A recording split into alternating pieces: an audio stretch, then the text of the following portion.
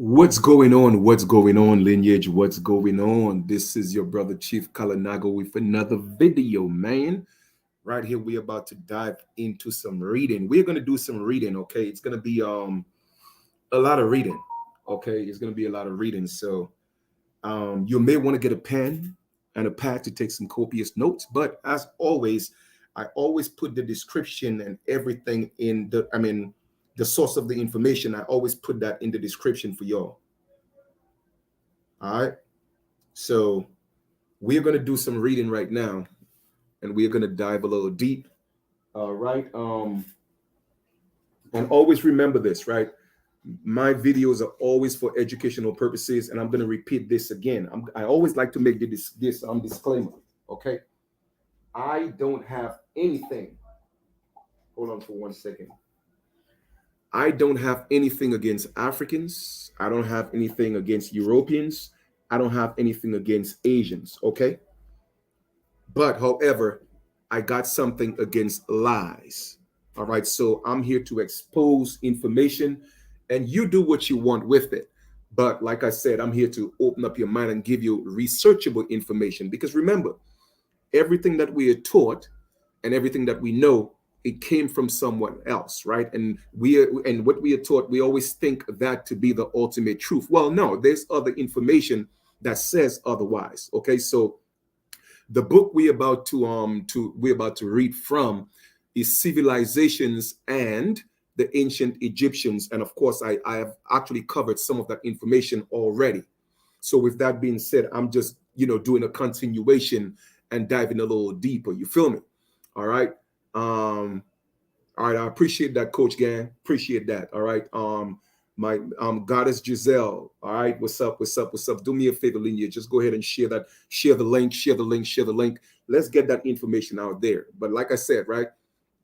Of course, when you read the book from the beginning, and which I've already shown that the book spoke about South America giving civilization to Africa, which I've been talking about that for years. Okay, but it also speaks about the migration, thousands and thousands and thousands and thousands of years when mankind left Africa. Now, how people are being tricked is that people don't realize there's man and mankind. They never told you man came from Africa. They never said that. They said mankind. You see, people don't realize that, and they don't know who mankind is. Mankind is humans, the Human, but the Hueman did not originate in Africa. Okay, that started in the Americas. You see, like I said, man, you have to be able to know the truth and know how to decipher the truth and read. And I'm talking about a lot of reading, thousands of books to get that type of information. And of course, the ancestors got to communicate some of these things to you. All right.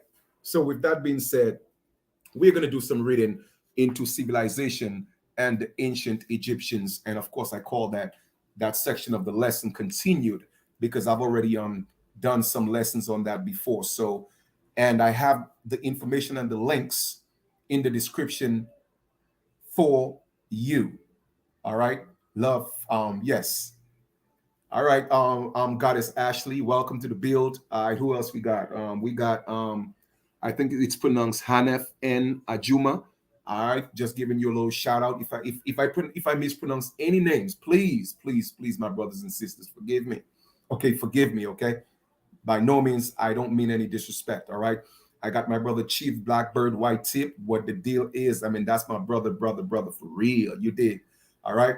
Oh, no doubt, Ashley. You already know. Ancestors came to me last night, and like I said before, I did a video last night. Well, actually, at dawn because it was like about minutes to 5 a.m. Right, and they always come to me, but it was individuals. You know what I mean? Yo, the council came to me last night, so I know they were serious, and they said, Chief, it is time to organize, and they gave me specific directions. So I'm here to say again, anybody who wants to be a part of this movement that the ancestors gave me, okay, to put together, please send me an email, send me an inbox. My email is chiefkalanago@gmail.com, or send me an inbox on Facebook because they told me it's time. And like I said, the council came to me. I was nervous. All right. I was nervous, not afraid, but nervous. Okay. Because they never came to me in such force. All right. And I'm telling you, our ancestors are real. They are real. They are real. Okay. So let us proceed. Let me go ahead and share. Let me go ahead and share. Give me 1 second. Let me close this window because there's some music coming from outside, and I don't want any interruptions. Give me 1 second, please.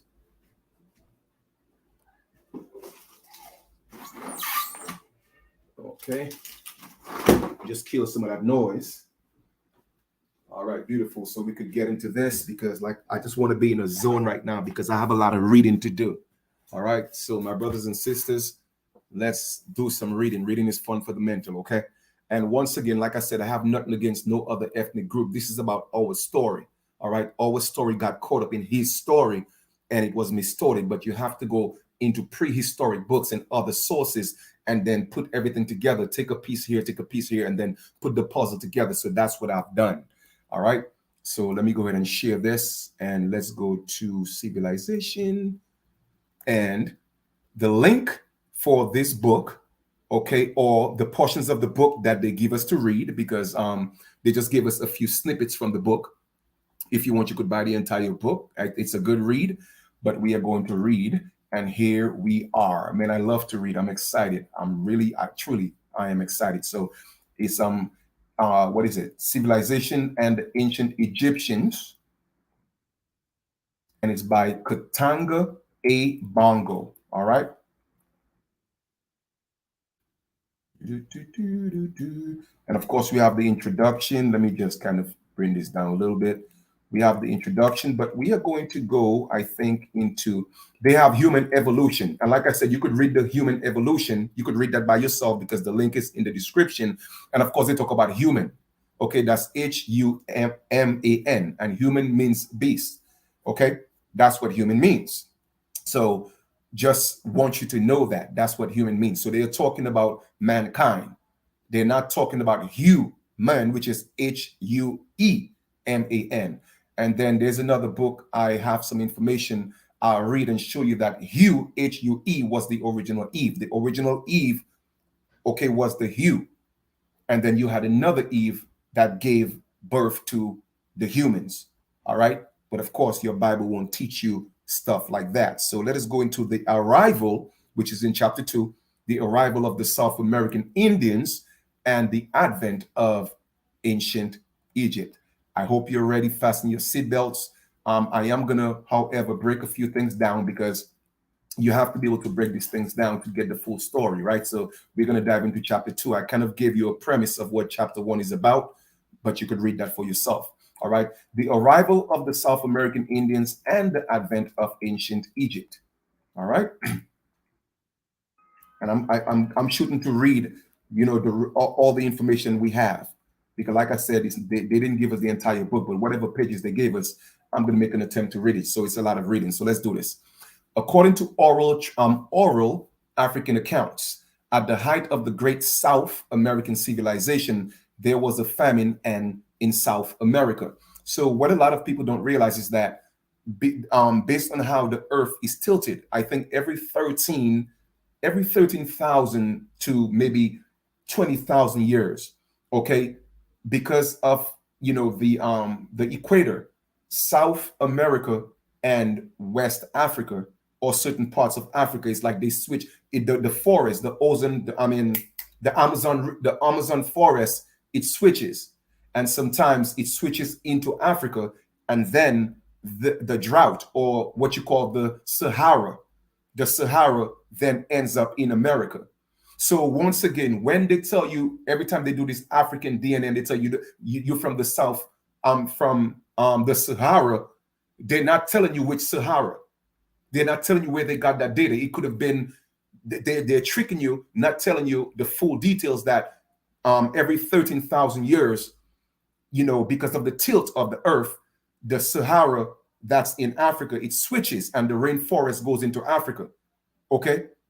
And that happens. Geological facts. All right. So now the Sahara Desert comes into South America, and then the Amazon goes into Africa. So you have to be very mindful with this commercial DNA test that's always putting us in the Sahara, when the truth is they're literally telling you from the Americas, because all Sahara means is desert, dry, and what sub means is under. And if you look at the map and you look at under Africa, you'll see right next to the Sahara, you'll see what's under the Sahara Desert. It's South America. Okay. So they're telling you the truth, but not telling you the truth. All right. So let us continue reading. There was a prolonged drought that led to widespread famine. Their gods ordered them to take to the sea and travel in a given direction, and they would find some people who will give them food. All right. A very strong balsa raft was made, and the strongest young sailors in the land were chosen to undertake the journey. And that's, of course, based on oral tradition, right? When the chosen sailors took to the sea, they followed a trail of man-made artifacts that floated on the water. This trail of artifacts led them to the northern part of Africa. They found a land that was wet and lush, with grass and trees. Following their trail of artifacts, they sailed along the coast of North Africa for several miles. The coast was pristine, with lots of trees and vegetation, but there was no sign of humans. Finally, they saw a large river that flowed into the coast. There was a large concentration of artifacts at the point where the river flowed into the sea. The large concentration of fresh woven artifacts in the river was an indication that there were humans somewhere up the river. They stared into the river and sailed for several inland. Finally, they spotted some humans at the bank of the river, drawing water and trying to hold on for a second. Hey, what's up, Bobs? What's good? Yeah, I haven't heard anything from anybody yet, so that's why I haven't called you yet. Well, I called him earlier, but it went to voicemail. And I called Simi, but he told me, just to let him know. So I haven't heard anything. So I'll make a few calls and I'll let you know what's up. All right, cool. All right. All right. My apologies, Lineage. I had to take this call. Let me get back to the live. Give me 1 second, please. Let me get back to Facebook here. All right, cool. Here we are. Okay. So it says humans, but so here we go. Finally, they spotted some humans at the bank of the river, drawing water and trying to trap fish with baskets. They called out to the humans, but the humans got frightened and fled. Now, pay attention to this, my brothers and sisters. Pay attention to this, because you see, if you don't know truth and you haven't studied deep enough, okay, and you don't have enough information, this could throw you off. And that's how they catch people. So let us read the next paragraph, all right? In fact, let's read that paragraph again. It said, they called out to the humans, but the humans got frightened and fled. The sailors tied the raft to the trees, got out onto the bank of the river, and waited. They did not wait long. A group of primitive black men wearing grass skirts, and brandishing wooden sticks showed up. The South American sailors had located one of the primitive African groups. Now I have to go back. Because it said at one point where they were frightened. They were frightened. Okay, yes. They called out to the humans, but the humans got frightened and fled. So they're talking about the Africans. When the South American Indians called out to them, they got frightened and left because they haven't seen these type of people.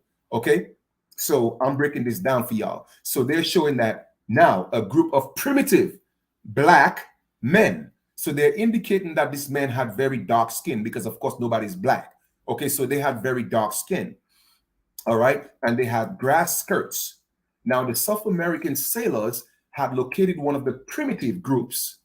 The South Americans were surprised and probably even scared at the sight of black people, because they hadn't seen dark people like that, especially in the area. What people have to realize is that America is a continent, okay, and they have we are the copper colored people that they call this copper colored. You need to know that copper colored goes from a red bone to as dark, okay, as dark as possible. All right. But the group of American Indians that went there, they had never seen dark people like that before. So that's what, so they got nervous, they got scared, right? The Africans were surprised and probably even scared at the sight of the red men. Now, boom, let me pause here for a second.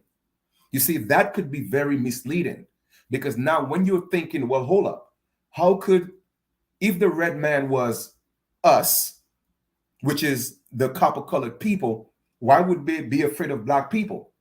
Okay. Well, once again, if you go somewhere and you see people that look differently from you, that could stun you, right? But we're talking about complexion now. And most people would take that to mean that, oh, wow, there's a difference between black and red people. And in a sense, there is. I'll tell you why. Based on complexion, they're talking about the Africans, the North Africans who are really, really dark skinned. And then we're talking about the copper colored people. Well, Chief, how can you prove that? Because I'm going to show you that Africans know who the Red Indians are. Okay. So what I'm going to do at this point is I'm going to play a video for you of a Nigerian comedian who's actually making fun of reggae. As we know, reggae originated in Jamaica. Okay. So he's talking about now Nigerian reggae, but they doing it like the Jamaicans because they got it from the Jamaicans. So I'm going to play this for you, and he's going to mention, okay, Red Indians and the dance in relation to the reggae, the Jamaicans dancing reggae after they smoke weed. So, because I want you to really comprehend that, don't allow red men or Red Indians to throw you off. Don't let that throw you off.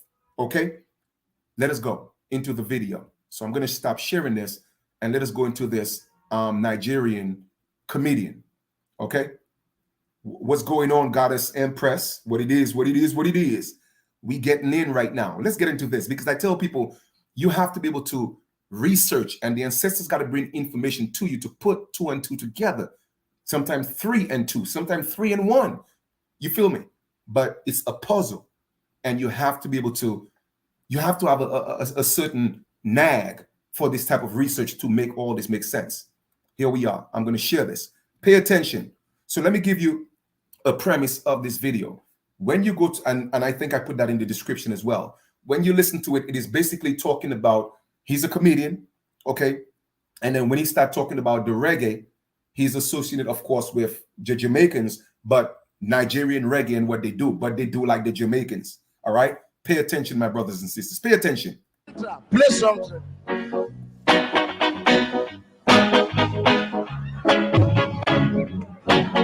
Now the person with the greatest atrocity of madness is the person playing the big drum, the drums.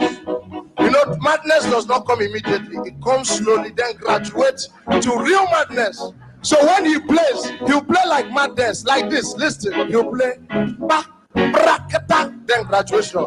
Watch what I mean. Are you ready? A 1, a 2.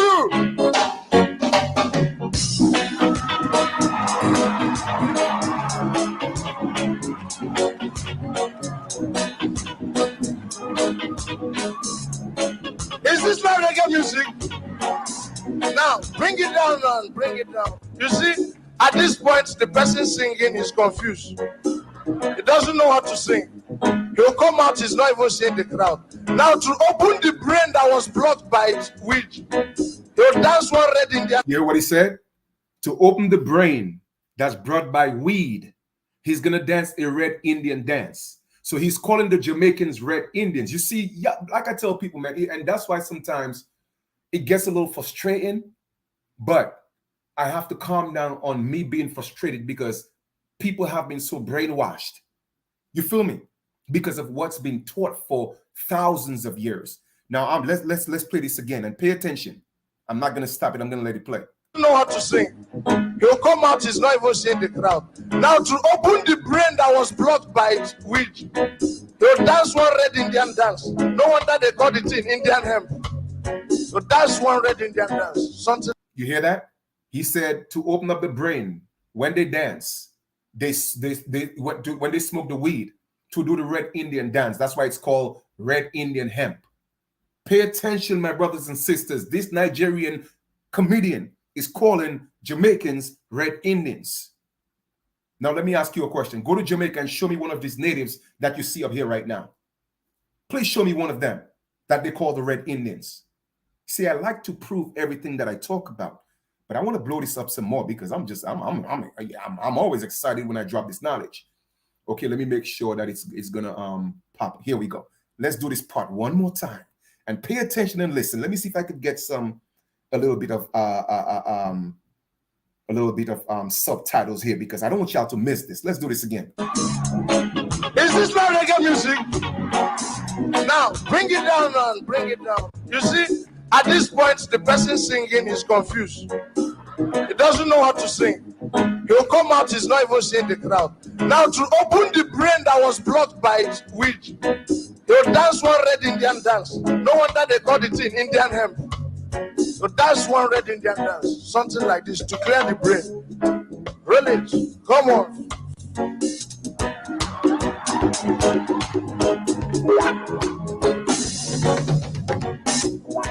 And when they do it and fly their head backwards, the brain will open, the eye will clear, then they will see the crowd. Out of surprise, they want to shout, "Jai!" But they will encode the shouting. It will become musical shout. Something like this. Cha cha cha cha cha cha cha cha cha cha. Then they are thinking of, don't wait, I don't have too much time. Don't clap until after the music. Then they're thinking of what to sing. They remember one day they are walking down the road, hit leg on stone. Music is set. Whole lyrics will set itself. They'll start like this. Roll it from me. Just the other day. I said just the other day. So you see what I'm saying? I just wanted to show you that again. All right. We're not going to play the whole thing again. Just that little part, just so you could see. All right. Because like I tell people, man, you have to know, you have to be able to put two and two together. You have to be able to do that because they're going to continue to trick us. Let me see if I can find it again. Enter, play something. Then graduate to real madness. So when he plays, he'll play like madness, like this. Listen, he'll play.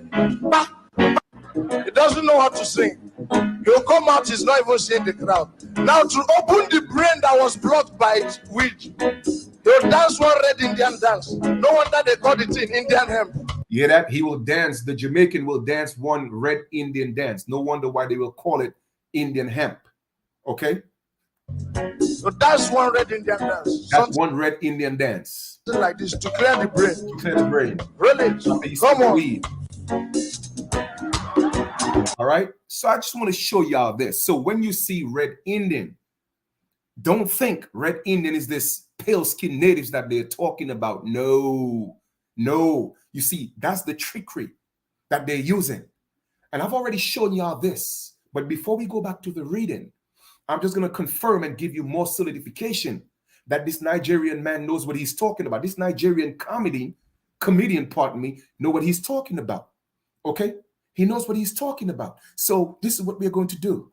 We are going to share this again, but not the reggae. I'm going to show you what ruddy animals look like.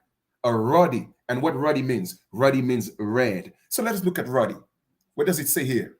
Look at the ruddy animals. You see that? Copper colored. That's what ruddy looks like. You feel me? Let's look at ruddy bulls. I've already shown you this. Ruddy bulls. Boom. This is what they look like. This is what they look like. Okay? This is what they look like. A ruddy bull. They even have a dark-skinned one all the way to the right. That you could, somebody would clearly say, hey, you know what? That's probably black. You feel me? But the point I'm making is that's what ruddy is. As a matter of fact, let's look at the etymology of ruddy. Let's see what comes up. All right? Ruddy etymology. Just for the purpose of this build. Let us look at the etymology of ruddy. What does it say? a reddish of a red color, of a red complexion, rosy, healthy red. So a dark brown is a what? Is a healthy red. But let us go to the etymology of the word. I don't want to just give you half of the meaning. Now let us go. Because let's see what it says. Let's see what it says. And if you don't know the etymology of what is the foundation and the root of the word, what does it say? Ruddy, reddish, of red color, of complexion, rosy, healthy red, probably from what? Rudy or ruddy. Dark brown. What does it say right there below? From pie root, ruddy. You see where red from where ruddy came from? That's what it is. So don't let nobody trick you, man. Don't let them trick you, lineage. No. But Chief, you know what, Chief? Maybe they're not, they really not getting it. And they're still not convinced, Chief. So you got to give them some more. So let us get away from the etymology and let's go look at what I've already shown you before. Okay? Let's go. I've already shown you this, but just for the purpose of this lesson, we're going to look at Crayola Indian Red. And you tell me, look at Crayola Indian Red. They used to have it in schools, but they take it out of schools because you know why? They don't want our children to know that they're the real Indians. You feel me? Because hold up, you're showing us these natives on TV, but this crayon looks like me. So what are you telling me? So now let's put it all together now. Let's read the book from Katona Bonga. I think that's her name. It talk about the Red Indians. So automatically you're thinking about the natives, but no, I have to debunk that. So I have to go show you, let you hear for yourself what the Nigerians call Red Indian and the Indian dance. And they relate that to what? Jamaicans. So therefore, Africans know that Jamaicans are Red Indians. Okay? But maybe you may not be convinced. So what we have to do, we have to go show you what a ruddy bull look like, what ruddy animals look like. Still not convinced, huh? Let's go back to when you were in preschool, when you were in kindergarten, all right? And you were young enough to make the impression. Let me tell y'all something. When my son was 3 years old, my son went to kindergarten, Get Set kindergarten, right there on Snyder, between Bedford and between Bedford and some other block. I think Lloyd. My son drew an Indian, okay? My son drew an Indian, and the Indian had brown skin. Who told him that? Where did he get that information from? The Indian had brown skin just like him. I wonder where he got that from. Where did he get it from? Because they used to have those crayons in school, and they took it out of circulation. All right. So now that you heard what the man said, and I'm showing you with your own eyes, let us get back to some reading. Because when you read, you have to go into different sources to put the story together. It is the only way it's going to make sense. Okay? And the truth is going to come out. All right? Because you would think that the Red Indians are these pale natives. No, they are not. All right? They are not. Okay? They are not. So let us go and let us proceed. Okay? Now it says, although they were using sign language, the Africans understood that the red gods, because they thought we were gods, were looking for food. Like I told y'all before, we are the original gods on the planet. Even the Africans know this. But y'all think it's a game. Let us rock. It was the first time Africans ever saw clothing or a raft. Okay? Because we gave South Africa and we gave Africans civilization. At the time, the standard attire for South American men was a long loincloth that was held in place by some sort of belt. The loincloth reached down to the knees, often covering the knees. The attire included a long rectangular scarf that was attached to the belt buckle and was used for wiping the hands. Check this out. There is a Dogon legend that says that the Nomo were human-looking beings that had feet but had large fish skin running down their bodies. This legend suggests that the Africans thought the loincloths that the South Americans were wearing were fish scales. Okay? Pay attention. They therefore thought that the South Americans were half man and half fish gods. It's, I tell you, reading is beautiful, man. It's beautiful. The leader of the African group was a young hunter called Khufu. I'm not sure if y'all heard about Khufu, but I heard about Khufu, okay? Khufu was an obvious leader. He was tall and very physical. The Africans had an abundance of wild grain. Khufu signaled to the gods to wait for them. The African men walked away. Soon they returned with several women carrying large baskets filled with grain because they thought we were red gods, okay? The women poured the grain into the raft. There was more grain than the raft could carry, and the gods disappeared into the river. In other words, the American Aborigines, the gods, disappeared into the river. If you don't know who you are, let me tell you who you are. And that's coming from what? Oral African tradition history. Okay? All right then. After the red gods left, the Africans placed some more baskets filled with grain on the bank of the river in case the gods returned. They were right. The gods did return. After a few days, the South Americans returned with several large rafts looking for more grain. There was a long line of balsa rafts snaking down the river. To all Africans, the Africans harvested grain day and night. Word went out to other African groups that the river gods, okay, the river gods, American Aborigines. Let me ask you a question. Whenever these natives were called gods, y'all better stop playing with me, man, were hungry and they were coming out of the river to beg for food.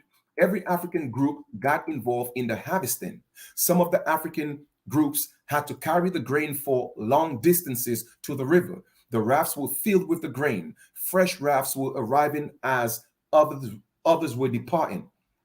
To the Africans, it was a blessing for gods to accept their gifts. Each group wanted the gods to accept their grain, but the gods wanted all the grain. Every group's grain was accepted. African oral accounts suggest that for the next 2 or 3 years, the farming in South America persisted. Once again, oral history, okay, of the Africans telling you this.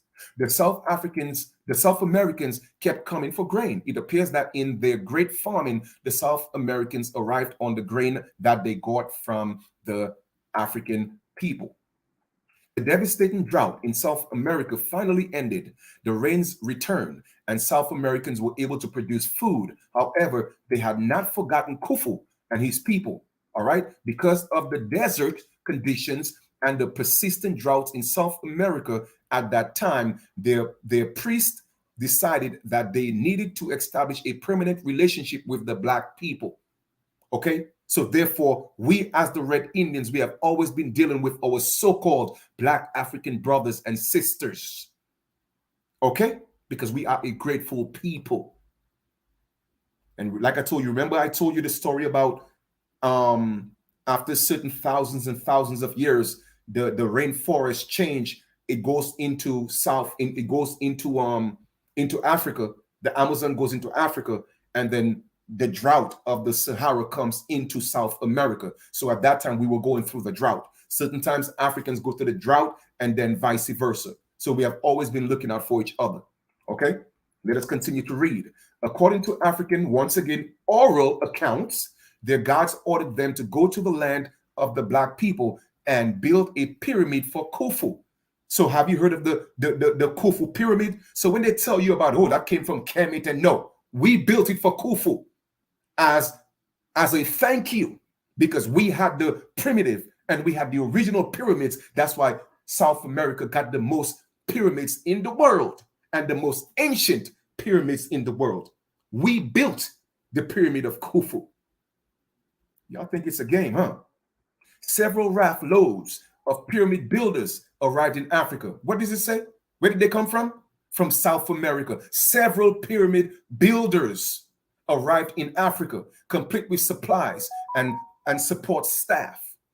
With the help of the Africans, they built several houses that were made of circular and rectangular mud huts, roofed with dry, tall grass, because we were building long houses, and we brought that to Africa as well. This simple and yet ingenious architecture was a novelty of the Africans. For the first time in the history of South American Indians, they had set up a settlement outside of South America. Okay? For the first time, we mingled with our brothers and sisters in Africa. At least that part, I'm assuming. The civilization that we know today as ancient Egypt had begun. In other words, we just gave birth to Kemet. Y'all think it's a game, man. Let me stop sharing this. Let me stop sharing here for a second and come back to this to make sure y'all with me, man. If y'all with me, do me a favor, please, and drop some 9s in the chat, because like I said, we are going to school right now. We're in class. We're not going to school. We're in class right now. We're in an actual university right now. Do me a favor and drop some 9s if you're getting this. Because people out here playing these games, I ain't got time for the games, man. No. I'm here to drop it on y'all. Okay, that's what's up. I'm seeing them 9s coming, because you know what 9 represents. You feel me? The 9 ether beings. All right? So check this out. Let us proceed. Let us proceed, man. All right, Adon. You have that book. Beautiful, beautiful, beautiful, beautiful. That's good. That's a beautiful thing. Let us proceed. Let's read some more, because reading is fun for the mental, man. All right, let us go. The civilization that we know today as ancient Egypt had begun. And that's why I tell people Egypt is a concept, and the original concept of Egypt started in the Americas. Okay, it was the first time that the pyramid civilization was taken outside of where? Can anybody tell me what it says? Please do me a favor and type it in and tell me, what does it say? It was the first time ever. It was the first time that the pyramid civilization was taken outside of where? South America. Okay? It also marked the beginning of the interaction between South America and Africa that lasted 6,000 years. 6,000 years. Now do the math. 6,000 years. How old the Bible tell you the world is? 6,000 years. When did Genesis start? 6,000 years ago. So what are they talking about? They're talking about the birth of mankind. Y'all think, man, y'all don't play with me, man. Don't play with me. Don't play with me. So when we go to Genesis chapter 1, they're talking about a civilization that existed before the Adam in Genesis chapter 2, which is the 9 ether beings. Y'all think it's a game? Let's proceed. Let's proceed. I'm just getting started. The beginning of ancient Egypt. When the red people, in other words, when the American Aborigines, us, the so-called black people in America, the so-called African Americans, when us, the red Indians, that's who we are, the copper-colored Indians. Okay? When the red Indians, the copper-colored, the American Aboriginals first set up a settlement in the land of the black people. Okay? Our African brothers and sisters, but like I said, they're not black. It was just a darker hue. All right? Communication between the two groups was mainly through sign language, because we did not speak the same languages. All right? They revered each other. In other words, we had respect for each other. However, the Africans had the agricultural land. The South Americans had what? The civilization. The South Americans revered the Africans because of the amazing agricultural potential of the land. And the South Americans believed that it was the gods who provided rainfall and good harvest. The Africans, they reasoned, must have very good gods. Okay? From the beginning, the Africans thought the red men were gods. Even after the South Americans had set up a permanent settlement, the Africans still thought of them as gods and treated them as gods. So let me tell you something, man. Goddess Ashley, I put the link in the description for y'all. All right? I put it in the description for y'all, but you could also go look for the entire book and go buy it off Amazon. All right. So that information is in the description and it's also in the beginning of the video. All right. So check this out. From the beginning, the Africans thought the red men were gods. Even after the South Americans had set up a permanent settlement in the Africans still thought of them as gods and treated them as gods. So like I told y'all before, when these so-called DNA companies, all right, tell you that you're from Africa, they're giving you the DNA of your ancestors that moved to Africa, that went to Africa, and tell you that you are Africans because they're not telling you the story. You see what you see what I'm saying? You see, when you don't know, you don't know. When you don't know, you don't know. That's why over 99% of all of the main DNA companies, okay, the commercialized ones, they will put you in Africa. That's why I did mine privately, and it told me exclusively that I'm American Indian. And of course, y'all saw the video with my grandmother. I went all the way to the early 1700s, 1720, even before that, and there was no story of no slave, no stories of Africa. And my nana is 92. I heard it from her mouth. And her grandmother was 96. And one of my older cousins, when I went to Dominica, he told me one of our grandmothers lived to damn near 107, 108, almost 109. Never heard of a slave story. Never heard of nobody saying we came from Africa.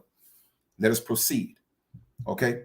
It says the Africans did the Africans did all they could to please these red gods, including giving them wives. Okay, including giving them wives. The South Americans in turn introduced civilizations to where? Africans. Where's Dr. Umar Johnson at? Where's Umar Johnson at? Umar Johnson is a slave catcher. Okay, a slave catcher. That's why he's stuck on black, because it was the Africans that were called black, not us. Okay. So like I said before, to the South Americans, Khufu was the savior who saved them from their famine. They revered Khufu. The settlement of the South Americans acted like a magnet for the primitive African people. Word quickly got around that the river gods had come out of the river and set up settlement. Everybody wanted to live near the river gods. There was an influx of Africans to the place near the large river where the gods were living. Why do you think everybody want to come into the Americas? Because we are the original gods, man. We are the original. We gave the entire world civilization. Okay, Africa was the second part of the world to get civilization, and then from Africa they took it into Asia and Europe. So y'all better know what's going on. Let us read. The settlement quickly grew.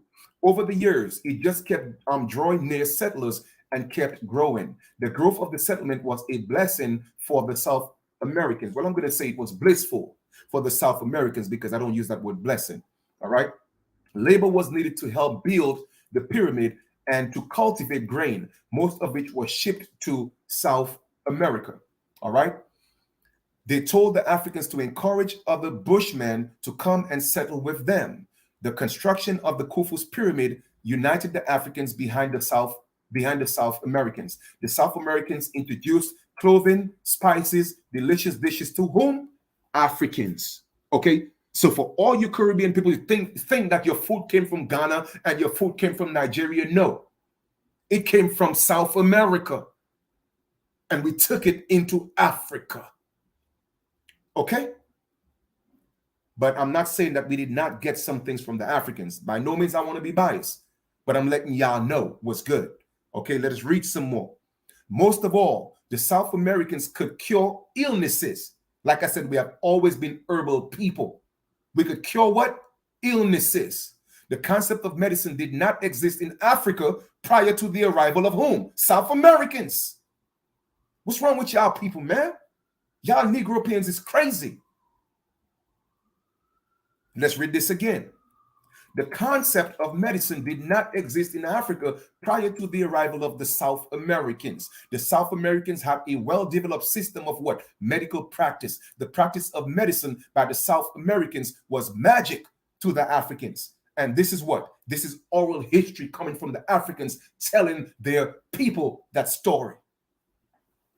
But y'all got these people out here fooling y'all. Let us read some more. The Africans were gradually assimilating South American civilization. By the time they came to North Africa, the South Americans were already very advanced for that time. So all you Moors thinking, we taught y'all civilization, you Moors. We taught y'all that. Guess who the ancestor of the Moors are that came into the Americas? Us. And I have another book. I'm going to bring that and read that to y'all. That speak of their American Indian ancestors. Y'all think it's a game, huh? Don't play with me. The Africans were still very primitive bushmen who wore grass skirts for clothing and lived by hunting and gathering. There was a tremendous difference in the way of life between the two groups. The South Americans brought a group of men with them who were skilled at learning new languages. They claimed that their gods had given these men the gift of speaking several languages. These men were chosen by the South American priests and sent to Africa. Let me ask you a question. Go ask any of these natives which one of them went to Africa and gave Africa civilization. Go ask them. Like I told you, they can't play with me. They can't. They cannot play these games with me. I'm not the one. All right. These gifted men communicated. These gifted men committed themselves to learning the languages that the Africans spoke. Because the vocabulary of the Africans was very limited at that time. It was not long before these language learners mastered the language of the Africans. They became translators. Okay. We have Anana Tuba. In the northeastern corner of the Amazon basin of present-day Brazil, there is an ancient port city called Ananatuba. Ananatuba is a thriving port city in present times, but archaeological evidence indicates that there was a thriving culture in this port city in ancient times. Archaeologists call this ancient culture the Ananatuba culture. The Ananatuba culture is defined almost entirely by ceramic styles. Typical ceramic vessel forms include rounded bowls and jars. Some are decorated with fine parallel or cross-hatched lines with zones defined by deeply incised outlines. There is no evidence for agriculture associated with groups using this pottery. It is worth noting that the name Ananatuba is a West African name. The ceramic styles of Ananatuba culture is the same as the ceramic styles that exist in most West African cultures in present times. All this evidence indicates that it was from Ananatuba that the South Americans were making the commute to Africa. Okay? And they took that culture into Africa from that part of Brazil. There are several large rivers that flow from the island of Brazil to Ananatuba coast, which made for easy transportation from inland South America to Ananatuba. Now, let me ask y'all a question real quick. If our ancestors could literally go from South America on boats, little canoes, to Africa, you see, I tell people you have to use your sense, because sometimes sense is not common. You feel me? Because if it was common, we wouldn't be having these issues we are having today. So let us give these Native Americans the benefit of the doubt. Okay? They said that no one was in America before these Native Americans, and they supposedly came over the Bering Strait about 20 to 25,000 years ago. I'm going to give them the benefit of the doubt. Let's say we go with this absurd lie. Okay? But let's just assume and give them the benefit of the doubt, and we say we believe that nonsense. Let us use some what I call conductive reasoning, right? It is said that, people have been on this planet for millions of years, right? And then people migrated from Africa, humans migrated from Africa about 160 to 260,000 years ago, right? So you're trying to tell me, now let us use conductive reasoning.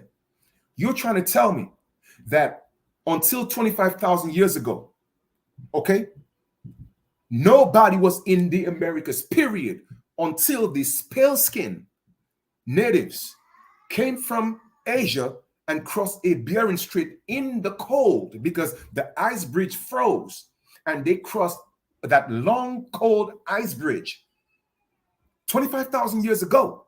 But yet still, people were living in Africa over 2,000 years ago. I mean, over 200,000 years ago. And you're trying to tell me that they did not come from Africa into the Americas by canoe when it was so close? Somebody let it make sense to me. You see, they could fool y'all with the nonsense. I'm a thinking man. I'm a man of wisdom. I'm a man of intelligence. And that's why I tell you, educated people are the most dangerous people on this planet, because they have no sense at all, because they are indoctrinated. I tell people, unless you're going to school to learn a skill, everything else is indoctrination. It's indoctrination. Let us analyze this again. It is said that modern humans left Africa about 200 to 260,000 years ago, right? And Africa and America, our ancestors were able to go from South America into Africa into canoes and vice versa, right? So you're trying to tell me over 200,000 years, nobody came into the Americas, nobody at all from Africa or vice versa. Let's just say America was empty, right? Nobody from Africa came into America over 200,000 years ago, but only 25,000 years ago, a bunch of pale-skinned natives decide, you know what? There's a land bridge. Let's go into America. Let's go into this land we've never been before. Only 25,000 years ago. But for the past 175,000 years, it was empty. Nothing. Who are you trying to fool with that nonsense, man? I just have to make sure I reiterate that stupid theory to you a few times so it could sink in. Okay, let us continue and read. Ananatuba is also the closest point to the African continent by sea. Like I said, they could have taken canoes, do the back and forth. Okay, back and forth. But yet still, America had nobody 25,000 years ago, and then these natives came into America, but yet still, Africa is closer to us than where these natives came from. Okay, makes a lot of sense, particularly on an ice land bridge, right? All right, the Bering Strait. Full move that nonsense. Archaeologists have determined that there was a surge in the population in the Ananatuba area in ancient times. Unfortunately, the archaeologists are not aware that the surge occurred when the contact with Africa was made. Ananatuba quickly became the most important city in South America.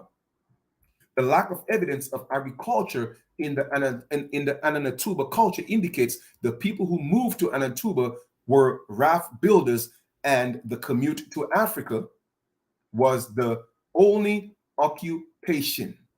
The name Ananatuba was either a South American name that became Africanized, or it was originally an African name that was adopted for this port city, which was before the contact part of the unsettled South American wild. For the next 6,000 years, it was from Ananatuba that the South Americans made the commute first to North Africa, then later to Western Africa and Southern Africa. Okay? Man, listen, y'all think it's a game. The Great Water. One enduring mystery that the historians and anthropologists have uncovered in the study of African culture is the reference by several indigenous African tribes to the Great Water. Some African tribesmen insist that their ancestors came from the Great Water. The Great Water was the expression that the South Americans used to describe the ocean between South America and Africa. And Ananatuba was at the edge of the Great Water. For more than 6,000 years, the South Africans referred to the ocean between South America and the African continent as the Great Water. So in other words, these Africans are telling you that their ancestors came from the Americas from the Great Water. Man, I just have to laugh, man. And we're not talking about his story. We're talking about oral tradition from the Africans. From the Africans. Okay? Why do you think they want to come here? Because they know a lot of them are coming home. It is not the other way around. When the Incas destroyed the Moshe Empire in the 15th century, most of the Moshe tribesmen fled to West Africa and Southern Africa. Didn't I tell y'all that in different videos? How do you think a lot of the Inca civilization and a lot of the pyramids went into Africa as well? Because of encroaching invaders. They fled to what? West Africa. So my brothers and sisters, when they tell you that you're from West Africa, you're telling yes, because those are your ancestors, because they came from the Americas. They came from the Americas. The descendants of these Moshe settlers insist that their ancestors came from the Great Water. Where the Great Water was? Coming from the Americas. Amanfu and Bafua. In the language that the Khufu group spoke at the time, the South Americans arrived. Let us go into Amen.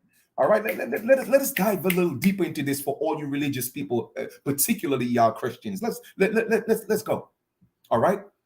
Amen was the word for God, and Aman was the word for gods. Okay, so Amen was singular word for God, and Aman was the plural, meaning that for gods. Fa, F-A, was the word for person, and Ba was the word for people. Do was the word for man, and Andor was the expression for my man. Fu'a or Fu'o was the word for red. When the South Americans arrived, the Africans thought they were gods. Okay, it's been reiterated again. They thought we were gods because of that, because we had a Fu'a complexion. Okay, when the South Americans settled, the Africans quickly realized that they were people just like them. That was when the Africans started referring to South Americans as Bafu'o, red people. Let's proceed. Go ask these Native Americans to share that story in their culture for you. When did they go to Africa and they were called Red Indians? Go ask them to share that with y'all. Y'all Negro pins, man. I keep telling y'all, man, don't play with me. That name stuck. For the entire 4,000 years of ancient Egypt, the Africans would refer to the South Americans as what? Indians, as Bafu'o, the red people. So you see where it came from? It did not come from the pale man. It did not come from the pale man. We have been called the Red Indians for over 4,000 years. In fact, going on 6,000 years. Now, Pharaoh. One of the most enduring legacies of the early African language is the widespread use of the word Pharaoh. Fa was the word for person, and Ro was the word for head. Pharaoh means head, person, or leader. When the South Americans first came, Khufu was the Pharaoh. Okay, that's where the word Pharaoh came from. Oh man, chief. Oh, no. Let us go now. For the next 4,000 years, leaders of ancient Egypt were referred to as Pharaoh, the original name. Okay, the original name is not Pharaoh. It was Pharaoh, F-A-R-O. We have Kam Aten. When the South Africans first came to Africa, when the South Americans first came to Africa, the formal naming of the land did not exist.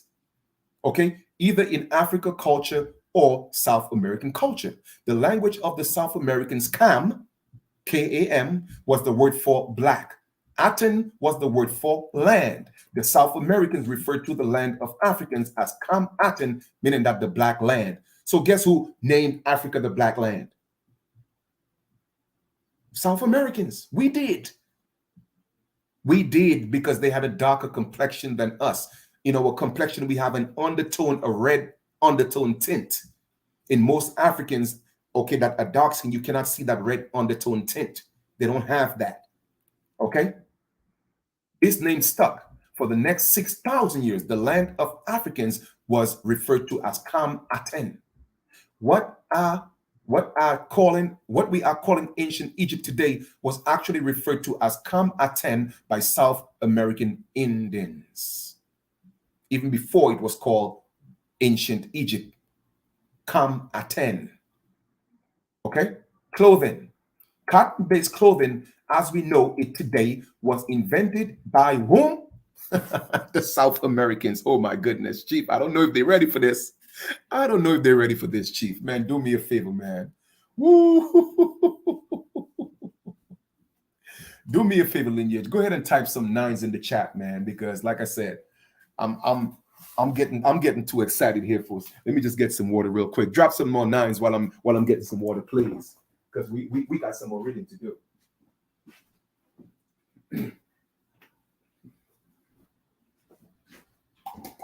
We got some more reading to do, man. Do me a favor, please. Drop some more nines. I'm not asking for donations. I'm just asking for nines, man. Just nines. Nine is like the most powerful, one of the most, if not the most powerful numbers in the universe. I just need some energy. Drop me some energy. Drop me some nines, man. Let's rock. Let's rock. Let's rock. Let us continue to read. Like I said, we got some more reading to do, Lineage. We got some more reading to do. I appreciate the nines. I appreciate the nines. Let us proceed. And like I said before, like I tell people before, I have nothing against our African brothers and sisters. I love them, but we have to stand up as who we are and take our place because they are waiting on us. It's not the other way around. Okay, they are waiting on us. You dig? All right, let us go, man.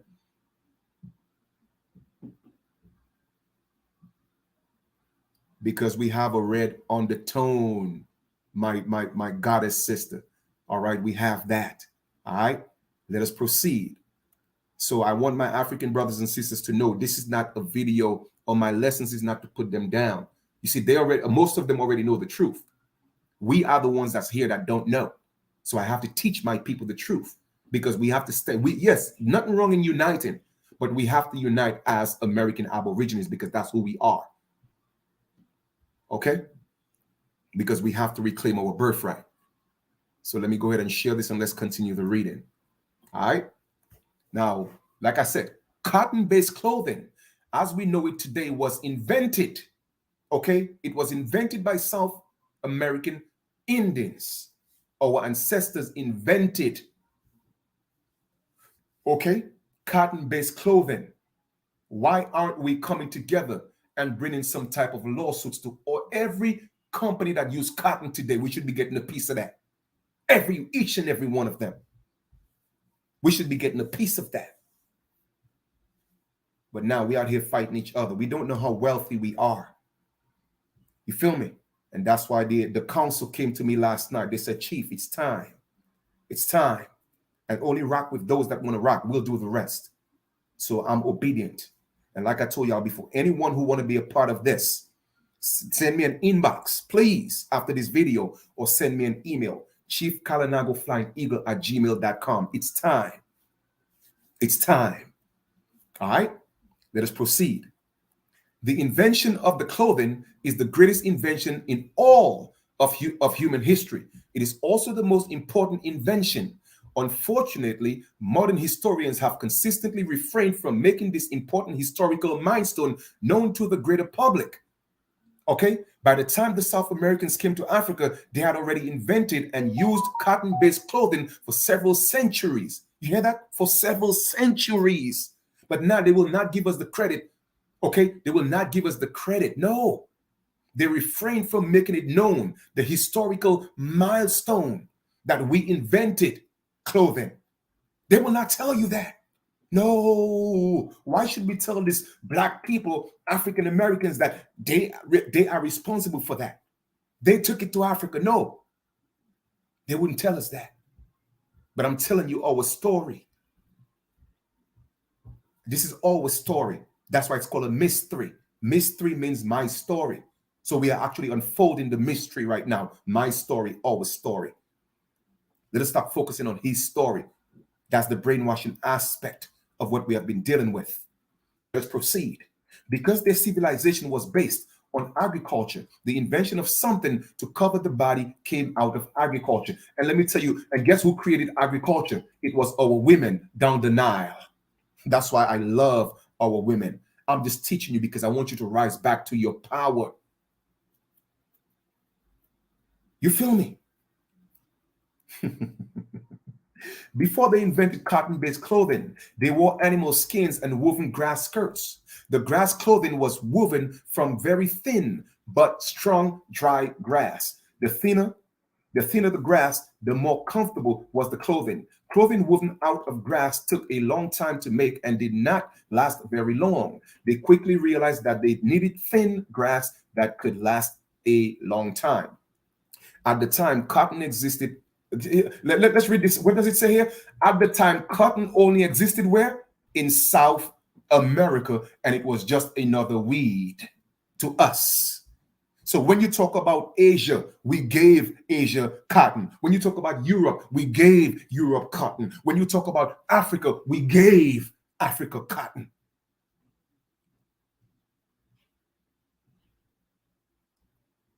I keep telling y'all, man. Let's read this again. Let's read this again. At the time, cotton only existed in South America, and it was just another weed. It is not certain how the idea of turning cotton into this strong weaving grass thread got started. However, the invention in which cotton was turned into thread became the most ingenious invention in all of humanity. Why aren't we getting paid on those things? We are supposed to be getting dividends. My brothers and sisters, it's time. I'm not going to beg you to join me. I'm not going to beg you to join me. I'm not going to. But I'm going to start. I'm going to start because I was instructed to start by the council that came to me in division, at dawn, minutes to 5 a.m. And then, like I said, I was so nervous, I had to do a video. Even doing the video, I was nervous because my ancestors, they come to me, but individually. I'm talking about over 20 something of them. And they came and they meant what they said. All right. Our ancestors are real, my brothers and sisters. Let's read. When thread was invented, it was woven into clothing using the same techniques that were used to weave grass clothing. All right. So all that came from us. This new clothing was found to be very comfortable and could last forever. The turning of the cotton into thread became a major cultural activity where in South America. The invention of cotton-based clothing revolutionized not only the history and culture of South American Indians, but also the history and culture of what? All humanity. You see, people don't respect us because they know who we are. You feel me? They know who we are, and we give them everything. So we have lost the respect. Now, the loom, let's read. The loom was invented where? Oh my goodness, in South Africa, in South American Indians. The invention of the loom quickly followed the invention of thread. Second only to pyramid technology, the loom is the greatest manifestation of the ingenuity of the ancient what? South American Indians. That's why I keep telling all of our brothers and sisters. But remember, America was just one continent. They just separated into North and South. So this is all our ancestors, and a lot of the people that's in North America, a lot of our ancestors came from that part of the Americas called South America. But it was one America. It still is. So don't think that North and South is separate. No, it was one continent, but they split it in two. Okay, so I just want to make that clear. You feel me? Let us read. Second only to the pyramid technology, the loom is the greatest manifestation of the ingenuity of the ancient South American Indians. After thread was invented, the South American quickly realized that weaving clothing from thread was tedious and time-consuming. It was impossible to produce the large quantities of cotton-based clothing. The loom was the result of a tenacious search for a way to weave thread into clothing that was quick and easy. Following the technology was used for pyramid building. Oh my goodness, we are geniuses. Our ancestors were geniuses. And guess who they're living through today? Us. They are in us. In us. And the loom was invented from the wood and rope that used manpower to weave thread into clothing. It started as a simple machine, but with time, this man-made powered machine became the more sophisticated and more efficient. The invention of the loom triggered an industrial revolution in South America. The weaving of, and we're not talking about 1492, brothers and sisters. We're talking about 6,000 years ago. Don't let them fool you. All right? The weaving of the cotton-based clothing became a major cultural activity. Cotton farming became a major part of agricultural activity in South America. There was no cotton anywhere else in the world until the South Americans came to North Africa. In the world. Oh my goodness, man. In the world. So we literally gave the world clothing. We civilized the world. Why do you think everybody's trying to tell us we are them? Oh, now you're Israelites. Oh, you're Moors. Oh, you're this, you're that. No, we are American Indians. Yes, American Indian is a misnomer, but that's who I am, an American Aboriginal. And y'all cannot take that away from me. None of y'all. Let us proceed. The South Americans did not introduce cotton or the clothing industry to the Africans right away. They brought textiles as gifts for the Africans. Even textiles we brought into Africa. They also exchanged textiles for grain from the Africans. Khufu was the first person outside of South America to wear cotton-based clothing.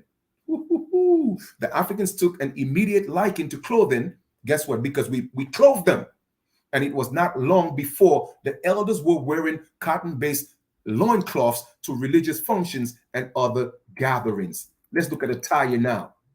Okay, so when y'all think we got our clothing and our style and the way we eat and from Africa, no, they got it from us. And I'm not here putting down Africans. I'm just giving y'all the truth, man. That's it. At the time that the contact with Africa was first made, typical male attire in South America consisted of a rectangular loincloth that was held into place with the same form of the belt. That loincloth, this loincloth typically reached down to the knee. Doesn't kind of remind you of the Mason skirt or the things the Masons have? Guess where all that concept came from? The loincloth. It came from South America. In addition to the loincloth, the men wore a long, narrow scarf that hung from the belt buckle. Okay, this scarf was primarily used for wiping the hands or wiping the face. African men at the time wore grass skirts. Okay, the transition from grass skirts to cotton loincloths was quick. The South American attire quickly became the standard male attire for the emerging ancient Egyptian civilization in Africa, what you call Kemet. We built Kemet and we gave it to Khufu. We give the pyramid of Khufu, we gave it to him as a gift because when it was our turn to have the drought, we went into Africa and we got grain. For the next 3,000 years, not 1492, the next 3,000 years, the rectangular loincloth would be the standard male attire worn in Egypt. So when y'all see the movies, am I opening up your mind, my brothers and sisters? When you see the Egyptian movies and you see the loincloth with the, the way the Egyptians dressed, guess where it came from? That concept came from South America. The scarf was like a designer accessory. We were making designer clothes 3,000 years ago. That was worn by rulers, priests, and wealthy people. Can I get some nines for our ancestors? Y'all think this is a game? No, it's not. Typical female attire consisted of a large rectangular cloth that covered most of the female body from the chest down to the knees. So my sisters, cover up your bodies. Our ancestors did not walk around with their ass out all day. That's why I don't respect that. Because I know who my ancestors are. I know where I came from. I honor that. Nowadays, y'all always want to show titties, always want to show ass. No, that is not our culture. The female cloth did not have a belt. The cloth was held in place by tucking one end of the cloth into the rest of the cloth under one armpit. Female attire also typically included a long, narrow, rectangular cloth that was used for tying the baby to the back. Guess where that came from? That came from the Americas. All right. This South American female attire, it didn't say African attire. You see, when the Africans have the baby tied around their back, that came from South America. What does it say? This South American female attire. This South American female attire became what? The standard female attire in ancient Egypt. Tying the baby on the back of the cloth. That's our tradition. The tradition of tying the baby to the back still remains one of the most enduring legacies of ancient South American Indian culture. In present times, this tradition exists in nearly every African culture and in every indigenous South American Indian culture. You see that? So when you see the babies on the back tied with the thing, no, that came from us, man. We taught that to the Africans. In fact, tying the baby to the back is one of the strongest indicators of an ancient Egyptian civilization. And guess who brought the ancient Egyptian civilization into Africa? South Americans. Let's talk about names now. I want to play with me, and we're talking about oral history. This is the oral history of Africans telling you these stories. One of the most overlooked pieces of evidence in the study of human civilization is the similarity of names between indigenous South American tribes and indigenous African tribes. African historians have consistently not been aware of a lot of indigenous African names that exist in South America. Western anthropologists are either unaware of this similarity or are deliberately ignoring it. It's either they don't know or they're doing it on purpose. When the South Americans came to build the Khufu's pyramid, who built the Khufu's pyramid? Yes, our ancestors. The pyramid builders had names like Zuma, Montezuma, Asibi, Tia, Agana, Dekura, Avocado, just like avocado, and the red bird. All those are American Indian names. The Africans quickly did what? Imitated these names. What happened to Uno, man? What did blood clot do, Uno? You think I'm playing? I'm about to turn into a Jamaican. Listen, man, don't play with me, man. Don't play with me, Dread. Because I could talk like a Trini too. I could switch it up. All you think is joke. I joking. I ain't joking, Dread. This is real thing I talking there, you know. See how I switch it up? Man, y'all think it's a game. It's not a game, man. No, it's not. Let us read. Today, these South American names can be found in several African tribes, and for some African tribes, they are the most common names. So guess where the African names came from? South America. It's funny to me because they got y'all tricked. They got y'all tricked. Okay? They got you running away from the motherland. They got you running away from the land that gave the world civilization. All right. But like I said, I'm in tune with my ancestors, though. As the interaction between the Africans and South Americans continued, more South African names became African names. You hear that? More South American names became African names. Besides, because of intermarriage, most of the South Americans never returned to their land, and the names that they had quickly became African names. So yes, a lot of our ancestors became Africans, and that's why when they tell you, oh, your DNA show that you're from Africa, now you know why. Because they are our ancestors over there. As time went by, names like Adu, Badu, like Erica Badu, like Erica Badu, like Erica Badu, Amoa, Anima, Kobina, Kamina, Asamoa, Aqua, Ama, Amini, Asunka, Ata, Apia, Moshe, like Moses, Awusu, Iwusi, Kodjo, like Kujo, Kwisi. Hear that name Kujo? Kuntu, like Kunta Kente. Guess what? Ashanti. Okay, when you hear Ashanti, everybody think it's African. No, it's it's South American. Okay. What else we have? Wusa, Tumi, Pana, Kapana, Bayi, Yaba, Yaya, Mama, Bango, Dongo, Kungo, Mala, Kantanga, and Tamil all became African names, although they were originally what? South African names. Let me take a pause and come back to the chat and see how my brothers and sisters doing, man. How we doing? How we doing? How we doing, lineage? How we doing, man? How are we doing? How are we doing? How are we doing? Are we doing good? Because I know with a lot of y'all right now, cognitive dissonance is kicking in, even if Chief is telling you the truth. But no, they got you so emotionally tied. No, Chief, nah, you're not telling the truth now. No. It's all right, though. It's okay. I'm doing the ancestors' work. I'm doing the ancestors' work, man. Let us proceed. Let us proceed. I'm getting hot because I closed the windows. You know what I mean? But it's all good. I want to sweat because this is work. I'm putting in the work. Let us read again. Let us continue. Let us continue. A multitude of words, expressions, and names in several African cultures also exist among native South American tribes. Yes, because you know what? That's what it was. So I cannot take anything away from Africa. No, we have some of the culture as well, but know who gave it to them. The majority of what they have. You feel me? Let us proceed. African immigrants in present day North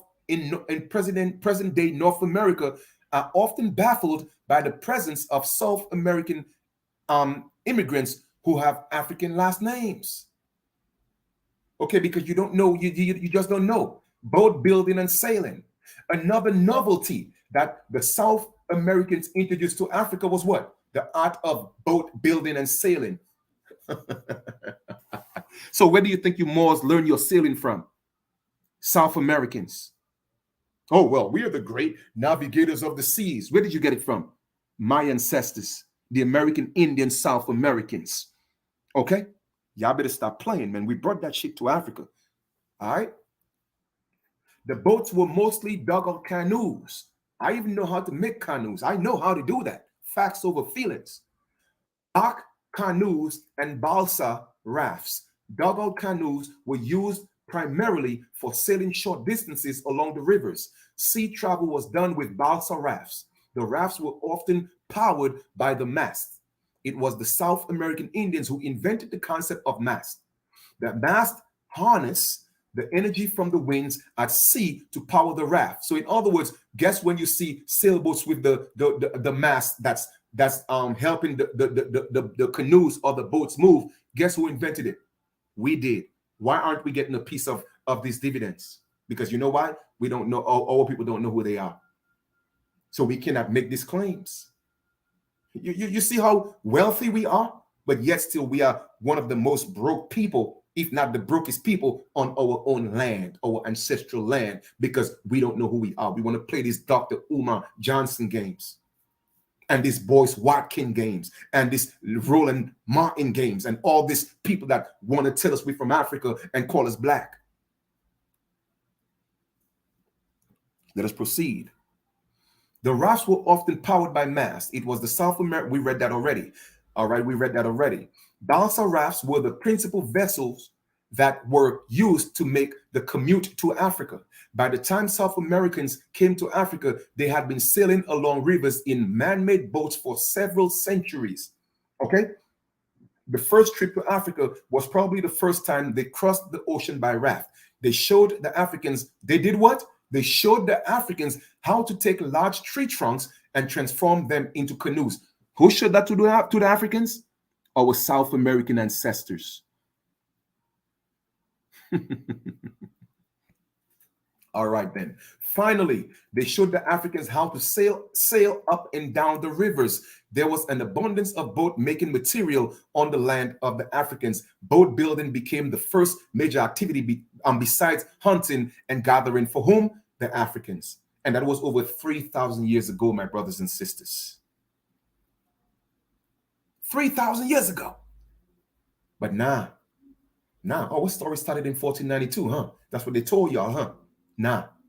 We've been dealing with our African brothers and sisters for thousands of years. And like I said, I have nothing against them. I just want to speak the truth. I want the truth to be told.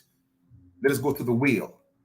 The wheel is one of the greatest inventions in all of human history. What it says, not some of human history, not in Europe, not in Africa, not in Asia, in human history. It was whom? It was the South African Indians who invented the wheel. Who invented the wheel?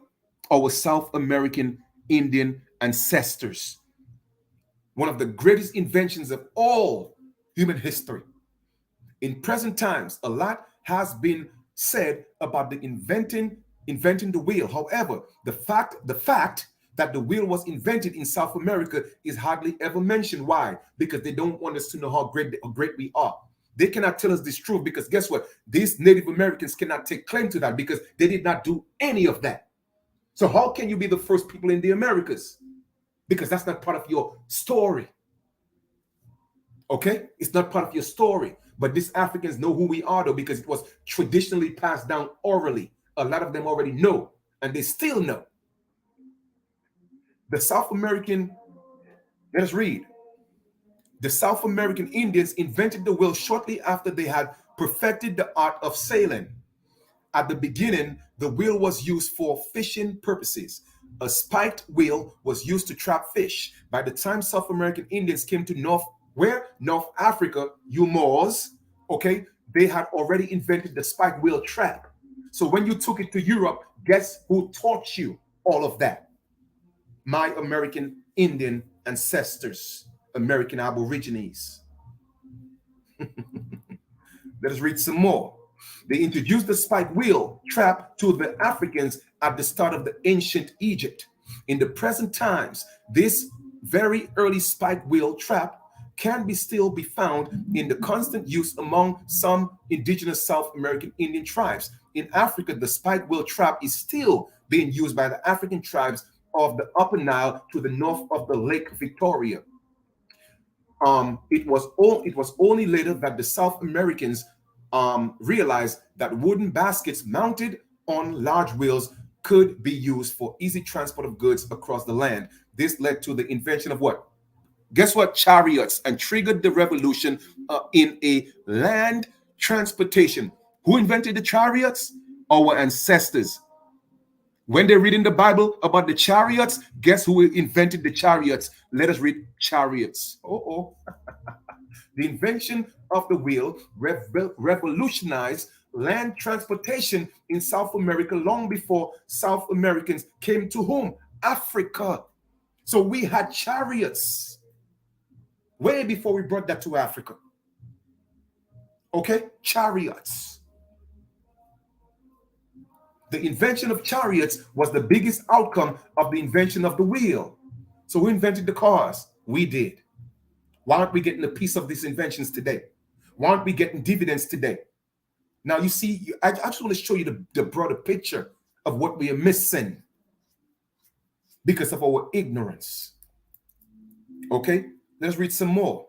The invention of chariots was the biggest outcome of the invention of the wheel. Chariots were invented to transport goods across the land. Large wooden baskets were mounted on large wheels. Goods were loaded into the basket and the chariot was pushed by workers across the land. This was a faster, more efficient way to transport goods.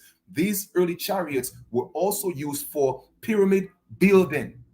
The most common application of this new chariot technology was in marketplaces. In marketplaces, chariots were used to transport goods from one point of the market to another. They also used to transport goods to and from the marketplace. The chariots were drawn by paid servants.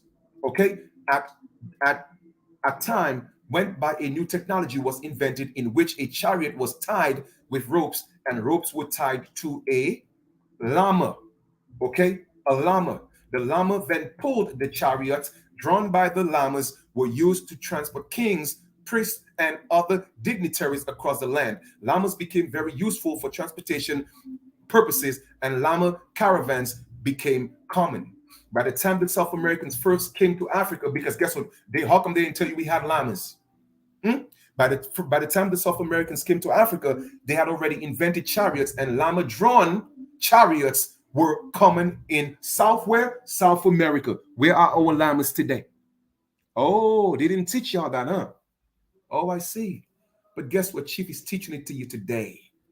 The llama-drawn chariots were introduced to where? Africa, and were used to transport who? Pharaoh or Pharaoh. So when you go read your Bible and you talk about the chariots of fire and Moses came and took them in the sea and the chariots came, guess where the chariots came from? The original concept of that was taken into Africa. From whom? Our South American ancestors, the priests and the pyramid builders. Uh-oh.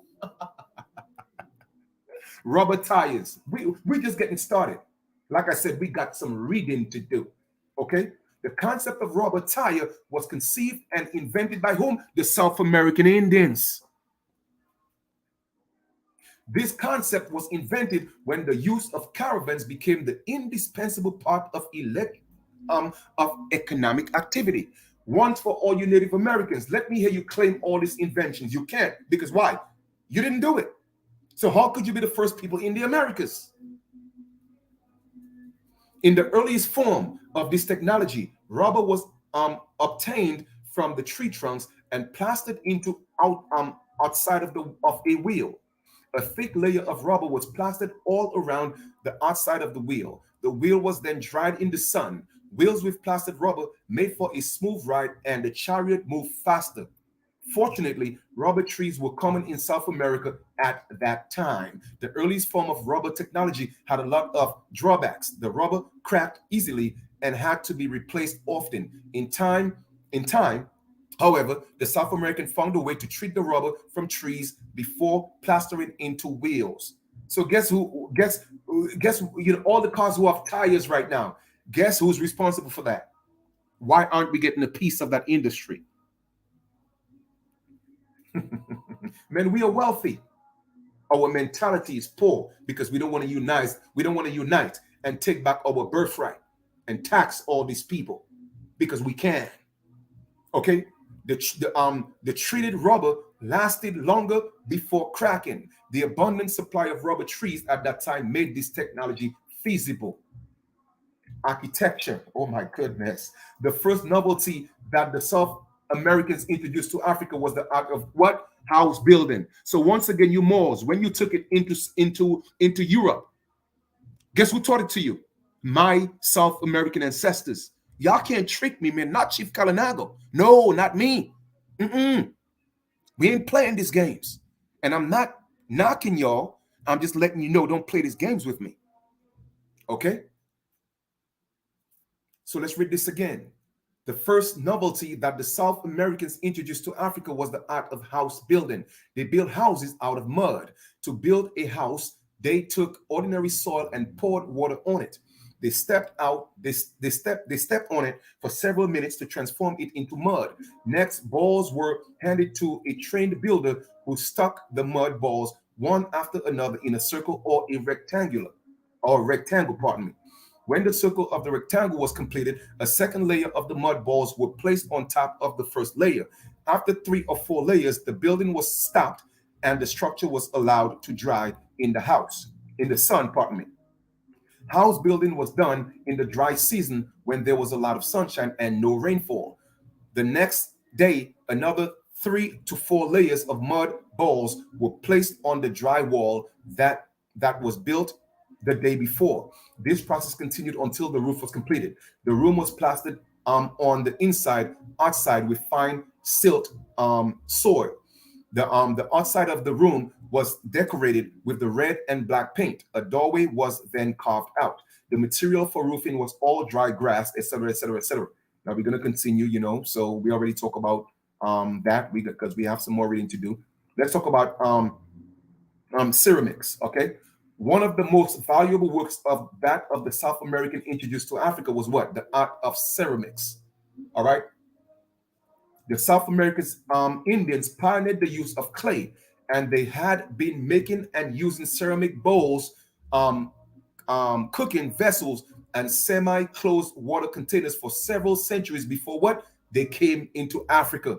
There was an abundant supply of clay in North Africa 7,000 years ago. Clay work was the first major activity that the South Americans were engaged in alongside pyramid building and boat building. It was also one of the first artistic works that they taught whom? They taught the Africans. So who brought civilization to Africa? Who taught the Africans? Who gave the African clothes? Who gave the African chariots and transportation?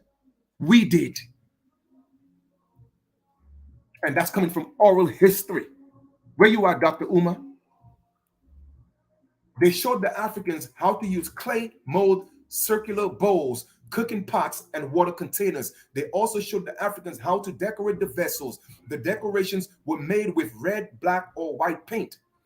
The finished products were burnt in fire for hardening. The pots were used as water containers and for cooking. All right, let's continue. Let's go. All right. By the time South Americans came to Africa, ceramic decorations have been a sophisticated art in South America. It also played a major role in shaping South America culture.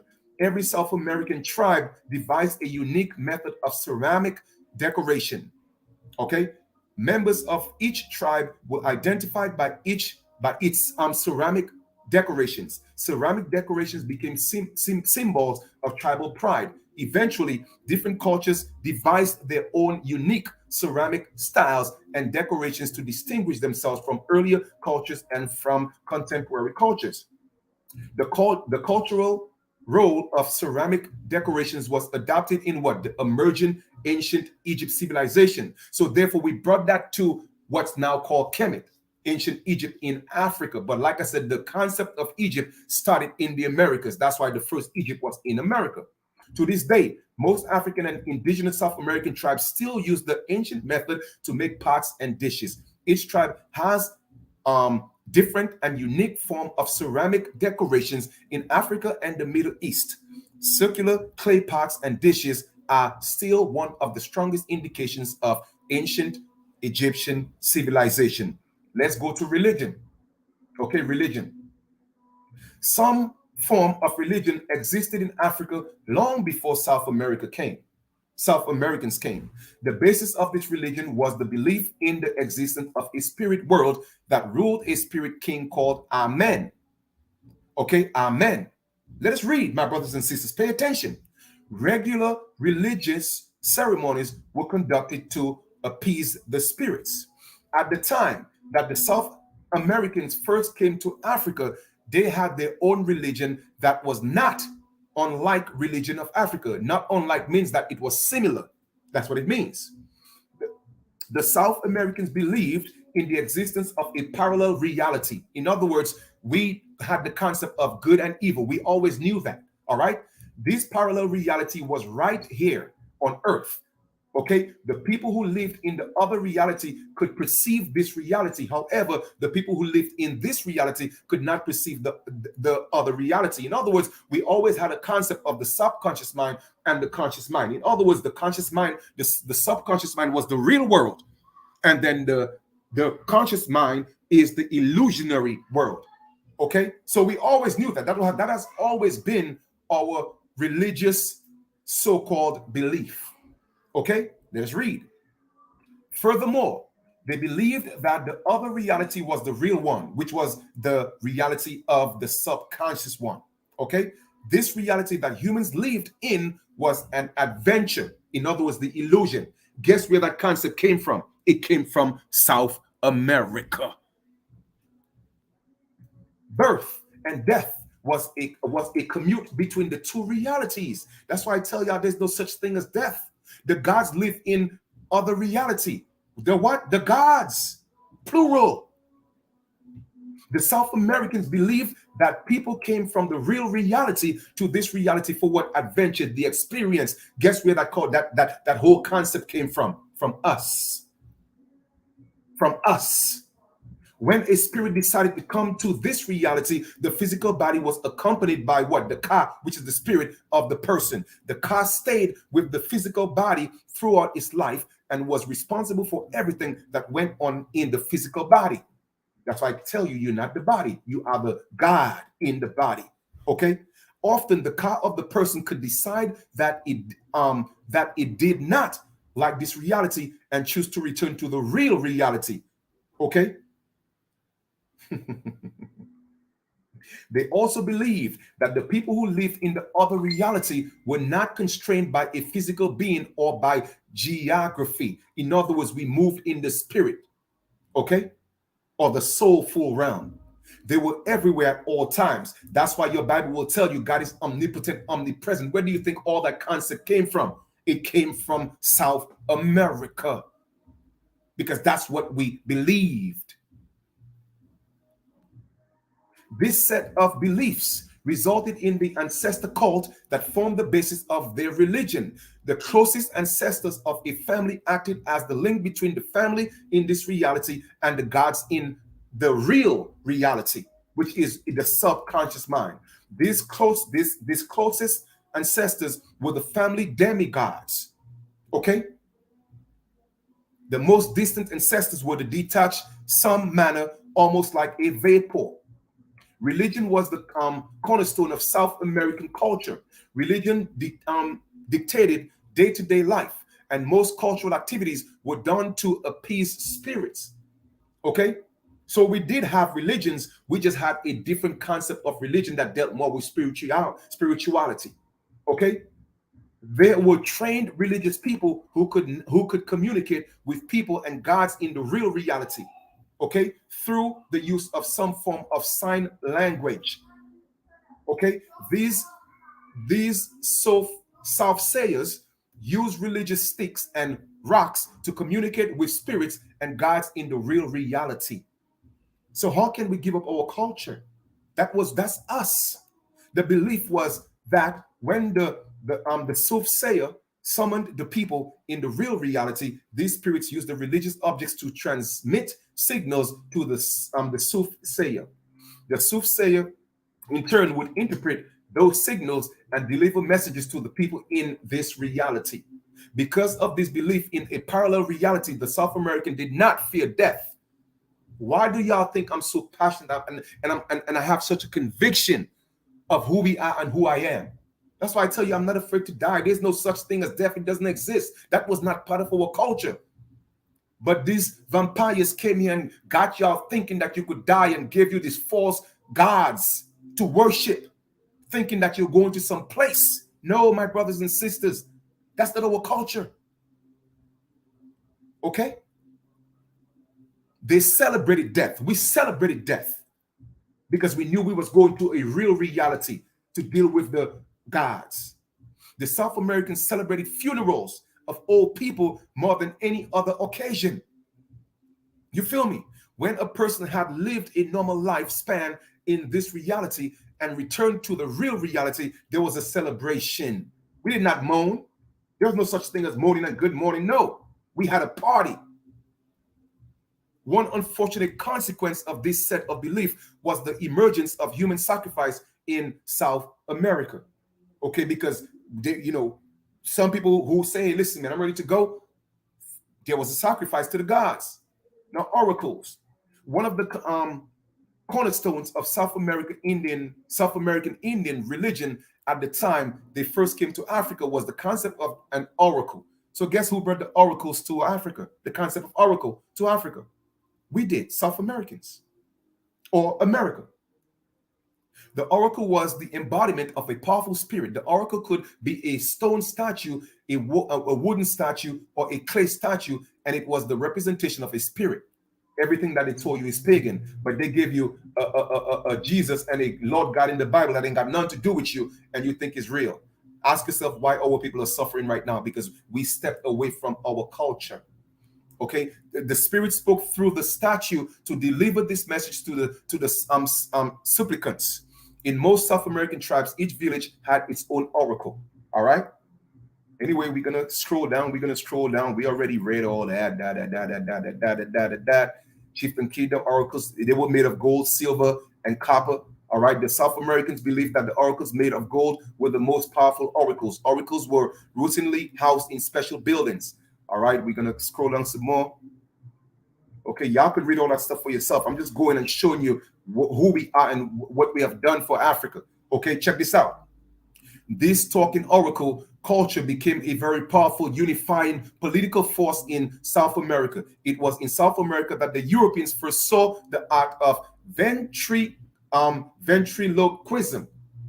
Guess where ventriloquism was invented? In South America. And that's why they have those, ventriloquists have these little puppet dolls, and it's like they're actually talking. That's our culture. Why aren't we getting a piece of that? Why aren't we getting dividends from all of that? Because you don't know who you are. At the time that Moshe and the Moshe Empire became the dominant empire in South America, oracles were routinely made of clay, circular, that. And Moshe actually means Moses, right? The Moses culture, oracles, etc., etc., etc. Now, is that the same Moses in the Bible? I'm not saying yes or no. I'm just saying that Moshe also means Moses. All right. Oracles quickly became a part of religion of the ancient Egypt and played a major role in African religions and cultures in post-Egypt era. All right. In the present times, oracles in South America exist only in archaeological findings. Western archaeologists often refer to these oracles as urn burials. Okay, as urn burials. That's why when you go to work, what you do, you earn a living.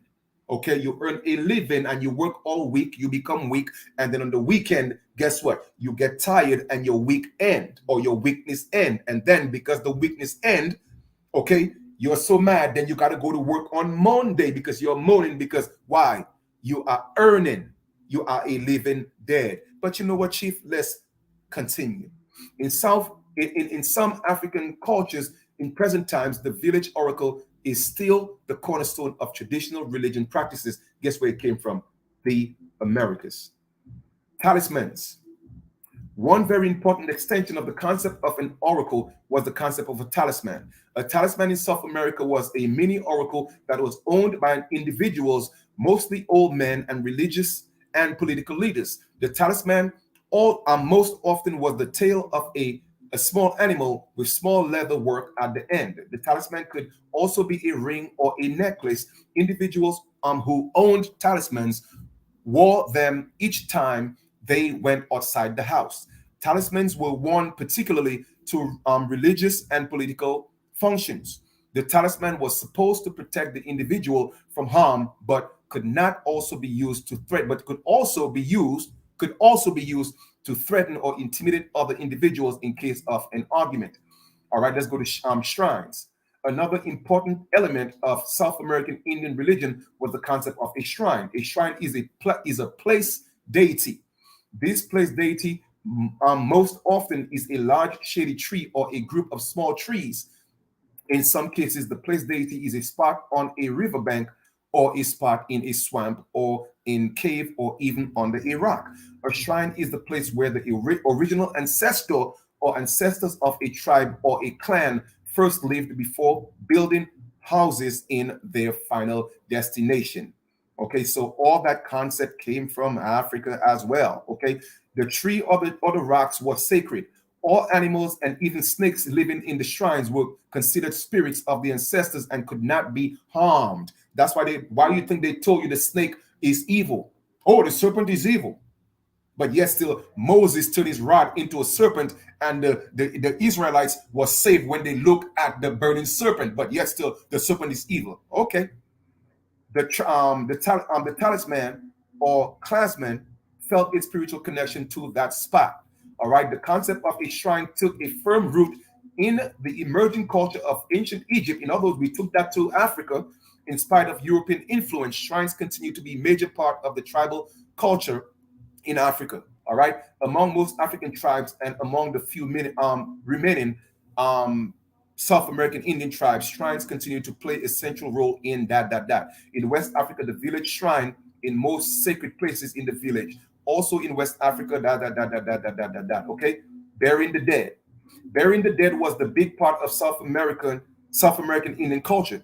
Dead bodies were buried in man-made underground caves. The caves were constructed by digging a straight, narrow tunnel several feet into the ground. At the end of the vertical tunnel, a wide horizontal tunnel was dug several feet across. At the end of the tunnel, a cave was carved out.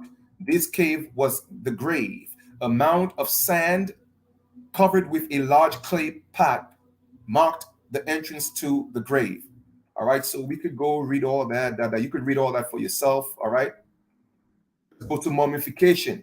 Another very important part of the South American culture of burying the dead was the art of mummification. The South American believed that the most important part of a person was the ka, which is the spirit. The ka belonged to the spirit realm.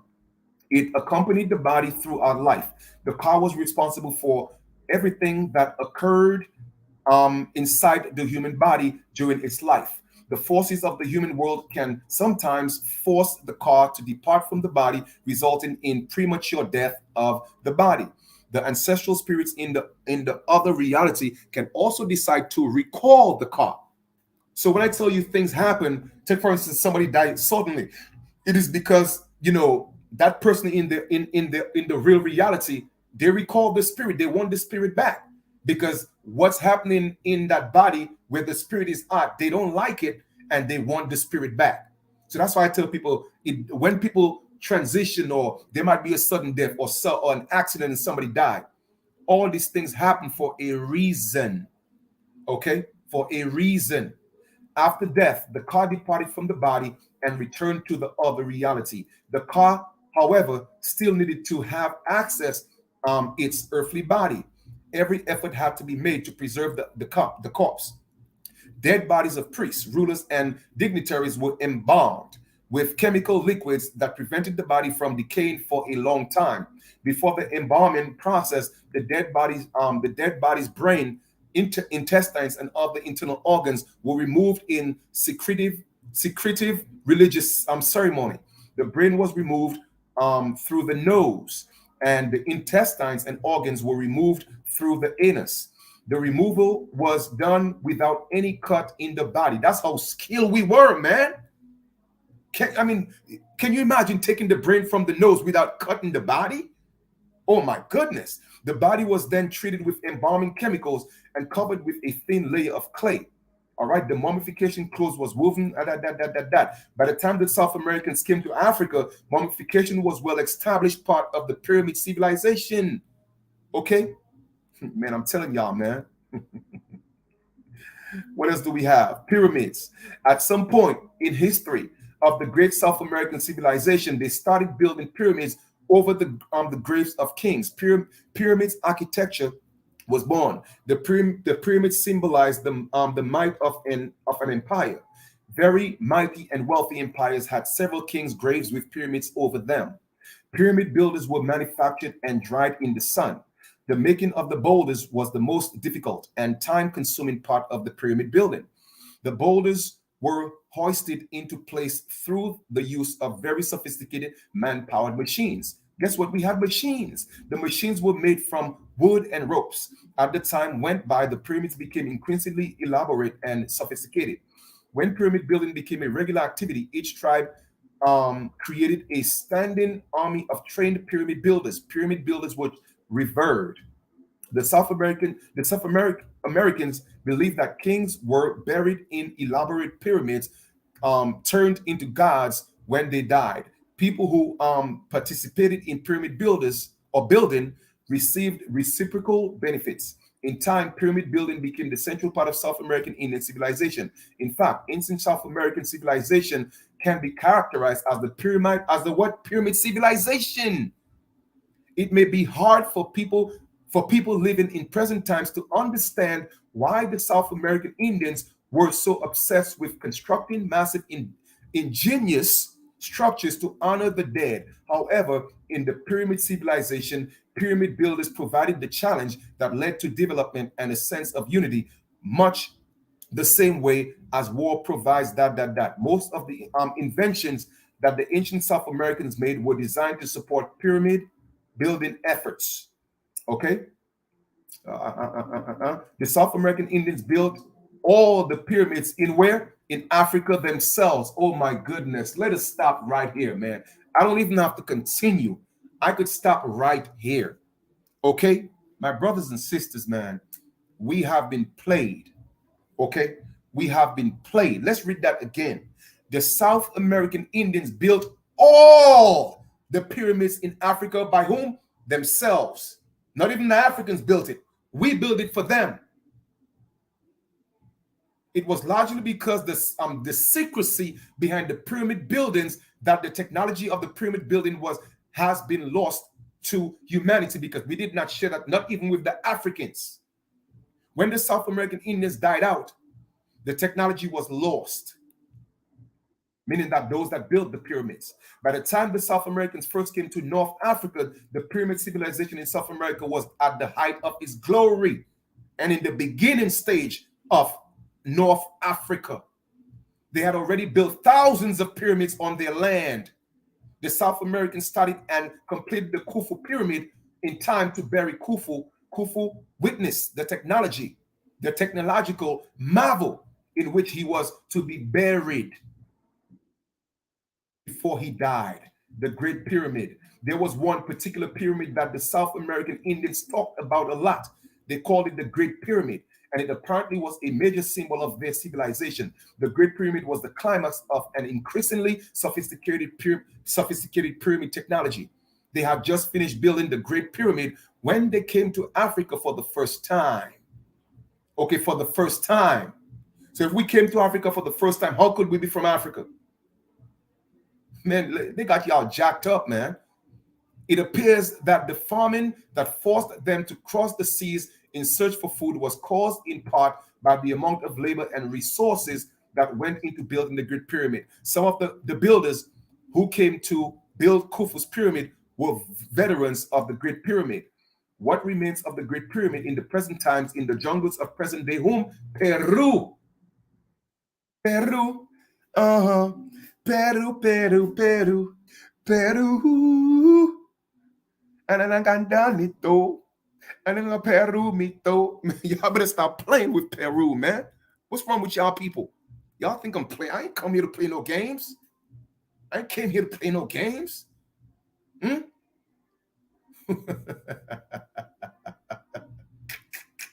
Man, listen, man. Don't play with Chief, man. I keep telling y'all, man.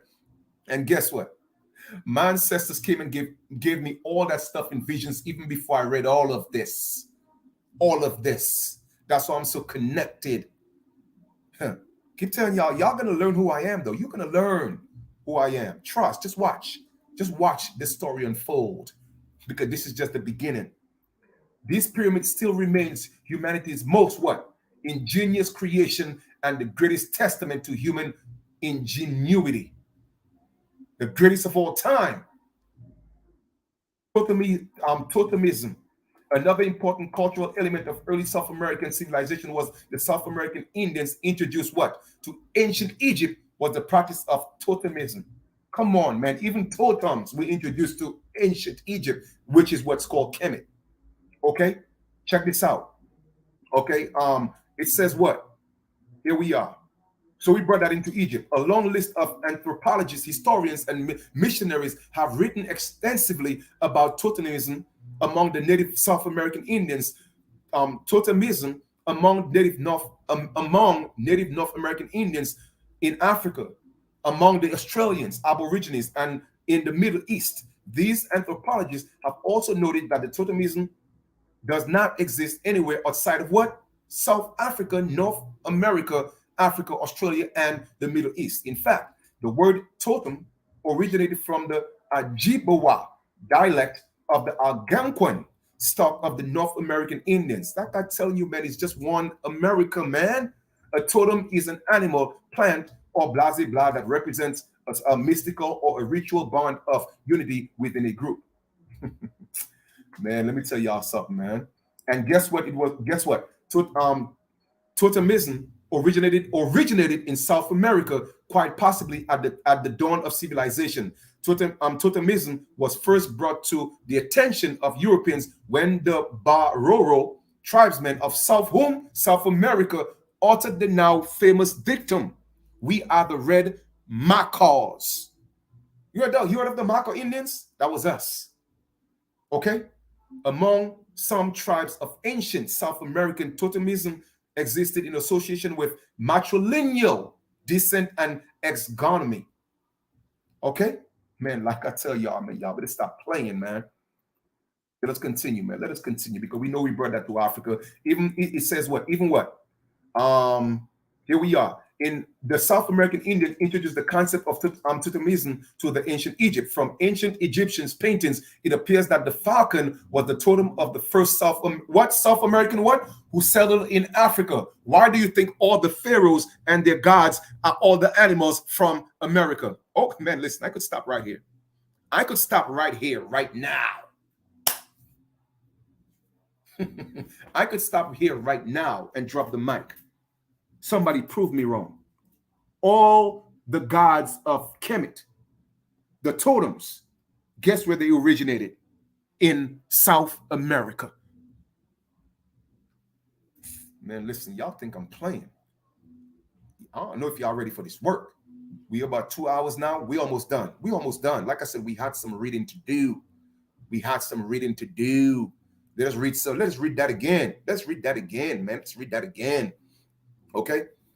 From ancient Egyptian paintings, it appears that the falcon was the totem of the first South Americans who settled where in Africa. So when they take your DNA test and they tell you from Africa, guess what? They're telling you actually your ancestors came here, and that's where they're taking it from. They are tricking us. They are tricking us. Okay? Funny to me because I got to laugh. All right, let's read some more. The totem boom boom boom settled in Africa and founded in ancient Egypt, which is Kemet. Okay, whether the falcon was the totem of the particular clan or the group of the clans is unclear. From the point on, totemism would play a major role in shaping African home culture. Where did it come from? America. The practice of totemism has amazingly survived the test of the time and European influence. Okay. Totemism is also widespread among a few remaining indigenous South American Indian tribes. Most tribes in Africa today still practice that. All right. So what else do we have? African tribes, that we already know where that came from. Boom, boom, boom, boom, boom, boom, boom, boom, boom, boom. Okay. The falcon, that symbol is enough repaired. So let us see that. Let's go here now. In addition to the macaw and the falcon, anthropologists and historians have listed the following animals as common totemic symbols in Southwest South America: the tapi, okay, or the tapir, the fox, the deer, the buffalo, the jaguar. Where's the jaguar from? The puma. Where's the puma from? Oh, the porcupine. When you go look at Black Panther, what was what's his name? The guy who played the Panther, Jordan. What's his name?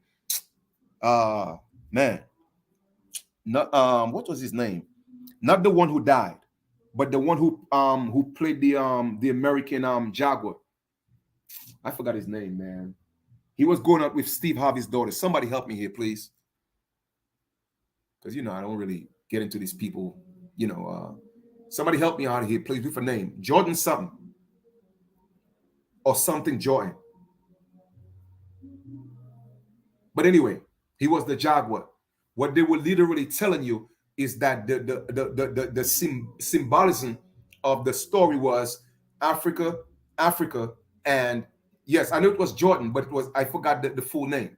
All right, but the symbolic story was that they were brothers at some point, or they came, somewhere in between, right? But the Jaguar had to fight the Black Panther to show that we have always had, at some point, we fought Africans, and there was a kind of like a war between the two brothers. All right, so that's what the Black Panther was about. You think these people don't know what they're talking about? They know our story, man. They know our story. Okay, but anyway, yes, it's Jordan. But like I said, I forgot the full name. All right, we're almost done, Lineage. I'm almost done reading. All right. Now it says, in the South American wilderness, the jaguar and the puma are fierce competitors. Now you have the car, that's the jaguar. You have the sneakers, that's the puma. Why aren't we getting dividends? Those are our ancestors. That came from us. Okay. In terms of, it came from the Americas. All right. Often battling each other in saintly for territory. It appears that some point in South American history, the rivalry between these two totemic symbols was imitated by rival clans and held these animals as totems. So that's what Black Panther is about. It was totems going against each other. South America and African totems. Archaeological evidence in present-day Sudan suggests the rivalry continues in Africa and post-Egypt era. Astronomy. We're almost done. A very important aspect of religion of the ancient South American Indians that had a profound effect on all of human civilization was the study of the stars that came from us. Okay? The South American Indians were the first people to make the study of astronomy a part of their culture. Oh my goodness. Oh my goodness. Let me ask you a question. Go ask these Native Americans if they could make that claim, because they can't. They can't, because they are not the original Americans. Let us read that again. The South American Indians were the first people to make the study of astronomy a part of their culture. By the time this discovery entered African continent, they had been studying the stars for more than 2,000 years, and their knowledge of the stars was very advanced even by the modern standards. The South Americans believe that the stars are manifestations of gods, okay? And the movement of the stars directly influence events on Earth. The study of the movement of the stars became a major part of their religion. Movement of the stars in the sky was used to predict future events. That's why they know what's going on. Yes, thank you, Ashley. I appreciate that, goddess. Okay, Michael B. Jordan, yes. He was the jaguar representing South America, or the American continent, and the Black Panther was representing Africa. They were literally talking about the totem gods going against each other. All right? And with Black Panther had to overcome, now you see Africa on the rise. See, y'all don't understand and comprehend symbolism, man. You feel me? But we are the originators. The jaguar will rise again. But we have to make sure of that. My people, I'm teaching y'all real stuff, man. Real things. You dig? All right? The present times, we tend to credit Europeans with much of what we know about the heavens. This information is far from the truth. Whether it's dark-skinned Europeans, whether it's pale Europeans talking about the heavens. How can they tell me about the heavens and we invented religion on heavens? A lot of what we know about the planets today was obtained from ancient South American Indians in texts. It was the South American Indians who determined that some of the stars in the sky are planets, lands, not stars. They are planets which are lands, not stars. But they keep making us think they're stars. No, they are lands, because the gods lived on those planets, or on those stars, so to speak. It was the South American Indians who determined that Venus, Mars, Jupiter, and Saturn are planets. They're making you think it's Plato and all these people. No, it was us, lineage. It was us. Man, listen, man, don't play with me. It was the South American Indians who determined that the Earth is a planet. It wasn't Pythagoras and all these kind of people, whoever the different names and Plato and all that. No, it was us that said, nah, this is the planet. But most of all, it was the South American Indians who first determined that the planets revolve around the sun. Oh my goodness. Should I continue? We almost done. Ancient Mayans texts show that the South American Indians were aware of Saturn's rings and 4 of Jupiter's moon. It was from from this Mayan text that the modern astronomers first learned about the existence of Jupiter's moons and Saturn's rings. This rather advanced knowledge of the stars existed in South America long before contact was made with Africa. When the South American Indians came to Egypt, we're talking about the Kemet version, 7,000 years ago, the night sky in Africa was remarkably different from what in South America. This presented the South American star priests an exciting opportunity to further understand the heavens, and a large contingent of the star priests was dispatched to Egypt to settle and study the stars. At that time, Sirius was the brightest star in the African night star. The Sirius system was the brightest star system in the African night star. Sirius was so bright that it could sometimes be seen in the daytime. The South Americans had long believed that there was a mother of all stars, but they never observed this mother in South America sky. The Sirius, they believed they had found the mother of all stars. Sirius became a major deity in South American religion because the mother of all stars could be seen only in the African skies. The South American astronomers studied the stars even more in Africa than in South America. Astronomy became one of the principal activities of the South American Indians in Africa. Okay? In the system was very studied. Calendars. One important outcome of the star studying in South America was the development of the calendars. By the time South Americans first came to Africa, they had calendar for the sun, a calendar for the moon, a calendar for Venus. These calendars were fairly sophisticated. The calendars were used primarily for determining when to conduct religious events and keeping records of celestial events. My brothers and sisters, they got our knowledge, and that's why they call it prophecy from the gods, because we are the gods. Bomba Clot. What happened to Uno, man? Let us continue. It says the calendars were used primarily for determining the events, right? They were also used to determine the positions of certain stars in the sky at various times on the calendars. It was in Egypt that they developed a calendar for Sirius. We did that in spite of European influence. The Dogon tribe of present day and also Mali still use these 4 calendars in their religious activities. Who gave it to them? We gave it to them. Let's talk about writing. By the time contact with Africa was first made, the South Americans had developed and used a system of writing for several centuries, even before it was in Africa. The system of writing was hieroglyphs. Guess what? And we brought it to Africa and consisted of a combination of pictographs, and syllabic elements. The writing was in the form of text and codex and was primarily inscribed on stones and talking about, man, listen, when the South Americans first came to Africa, this writing was in its infancy. We have been doing that for thousands of years. We created the hieroglyphs. What y'all talking about? Kemet. Kemet was a baby. We birthed Kemet. What's wrong with y'all people, man? Let's read that again. As Egyptians' agriculture brought prosperity to both continents, this writing became increasingly complex and sophisticated. Let's talk about medicine, a major hallmark of human civilization that the South American Indians introduced to Africa. Who introduced it to Africa? South American Indians. Was the medicine and the practice of the medicine. The practice of the medicine was a well-established part of the pyramid civilization long before the South Americans came into Africa, man.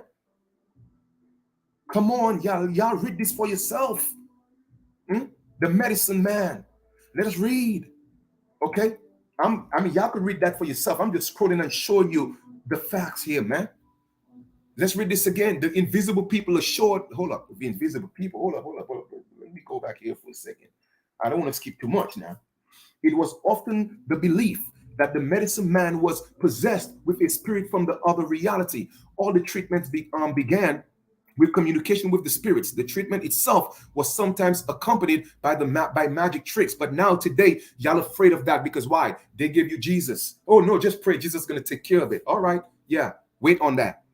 In some cases, the magic tricks included the use of invisible little people. All right. Which some medicine men were believed to have. The invisible people could talk and everyone around could hear them from talking, but no one could see them.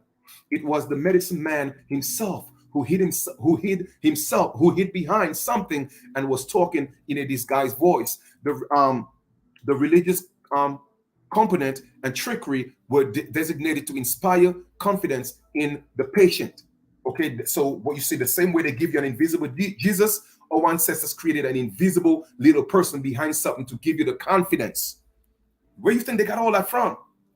Creating sky that isn't mythical, tranquilities and whatever the word is.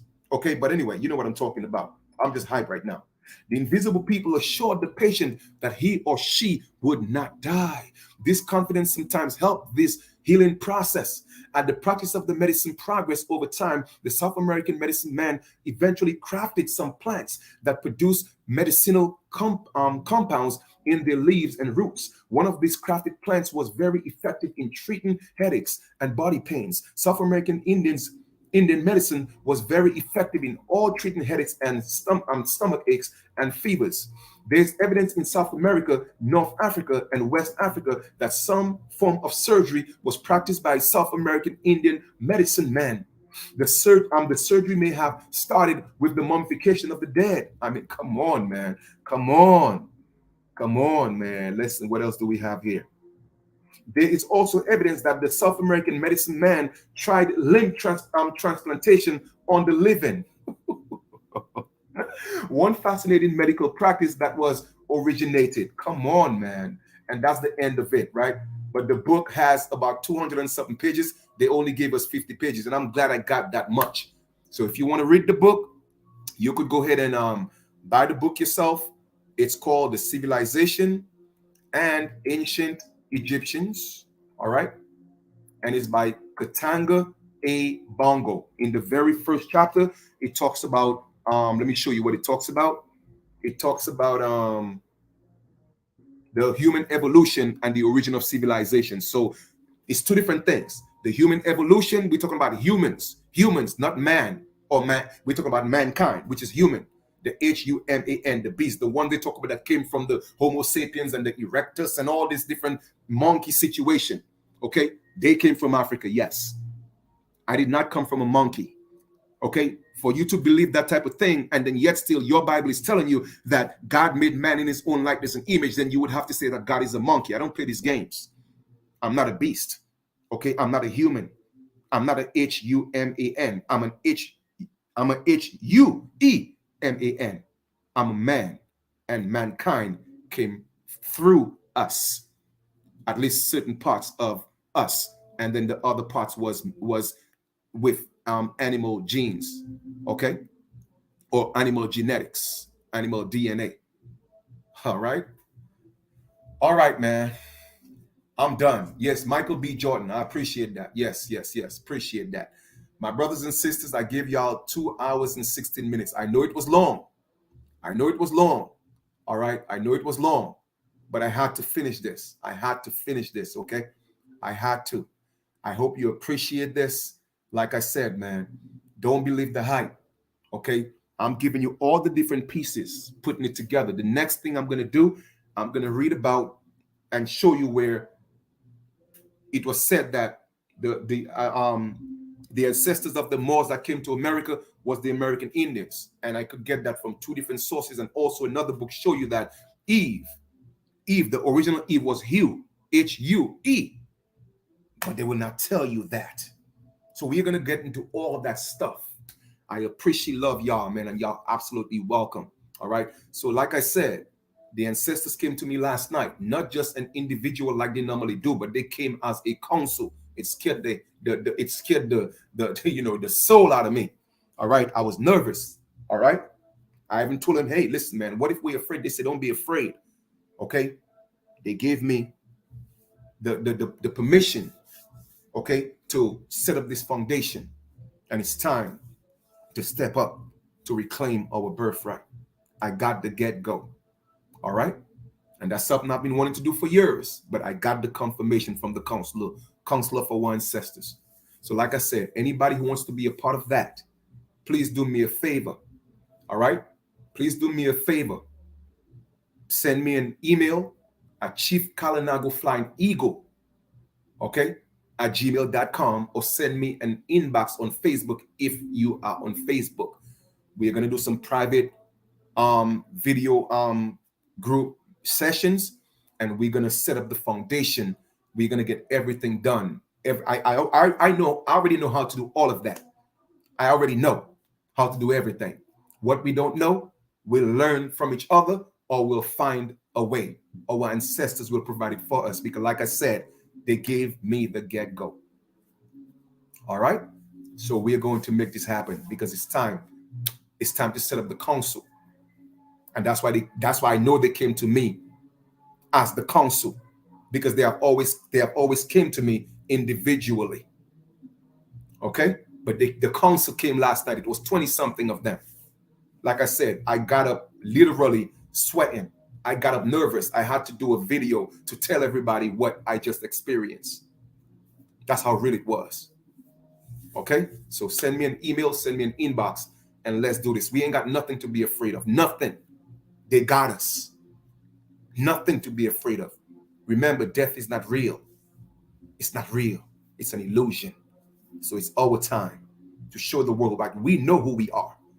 And we are stepping up as the forefathers and foremothers. We are the prime. We are Optimus Prime. And we're not going to allow the Decepticons to take us down any further or any longer. We ain't doing that. It is time for the primes to step up. Let's transform. Peace.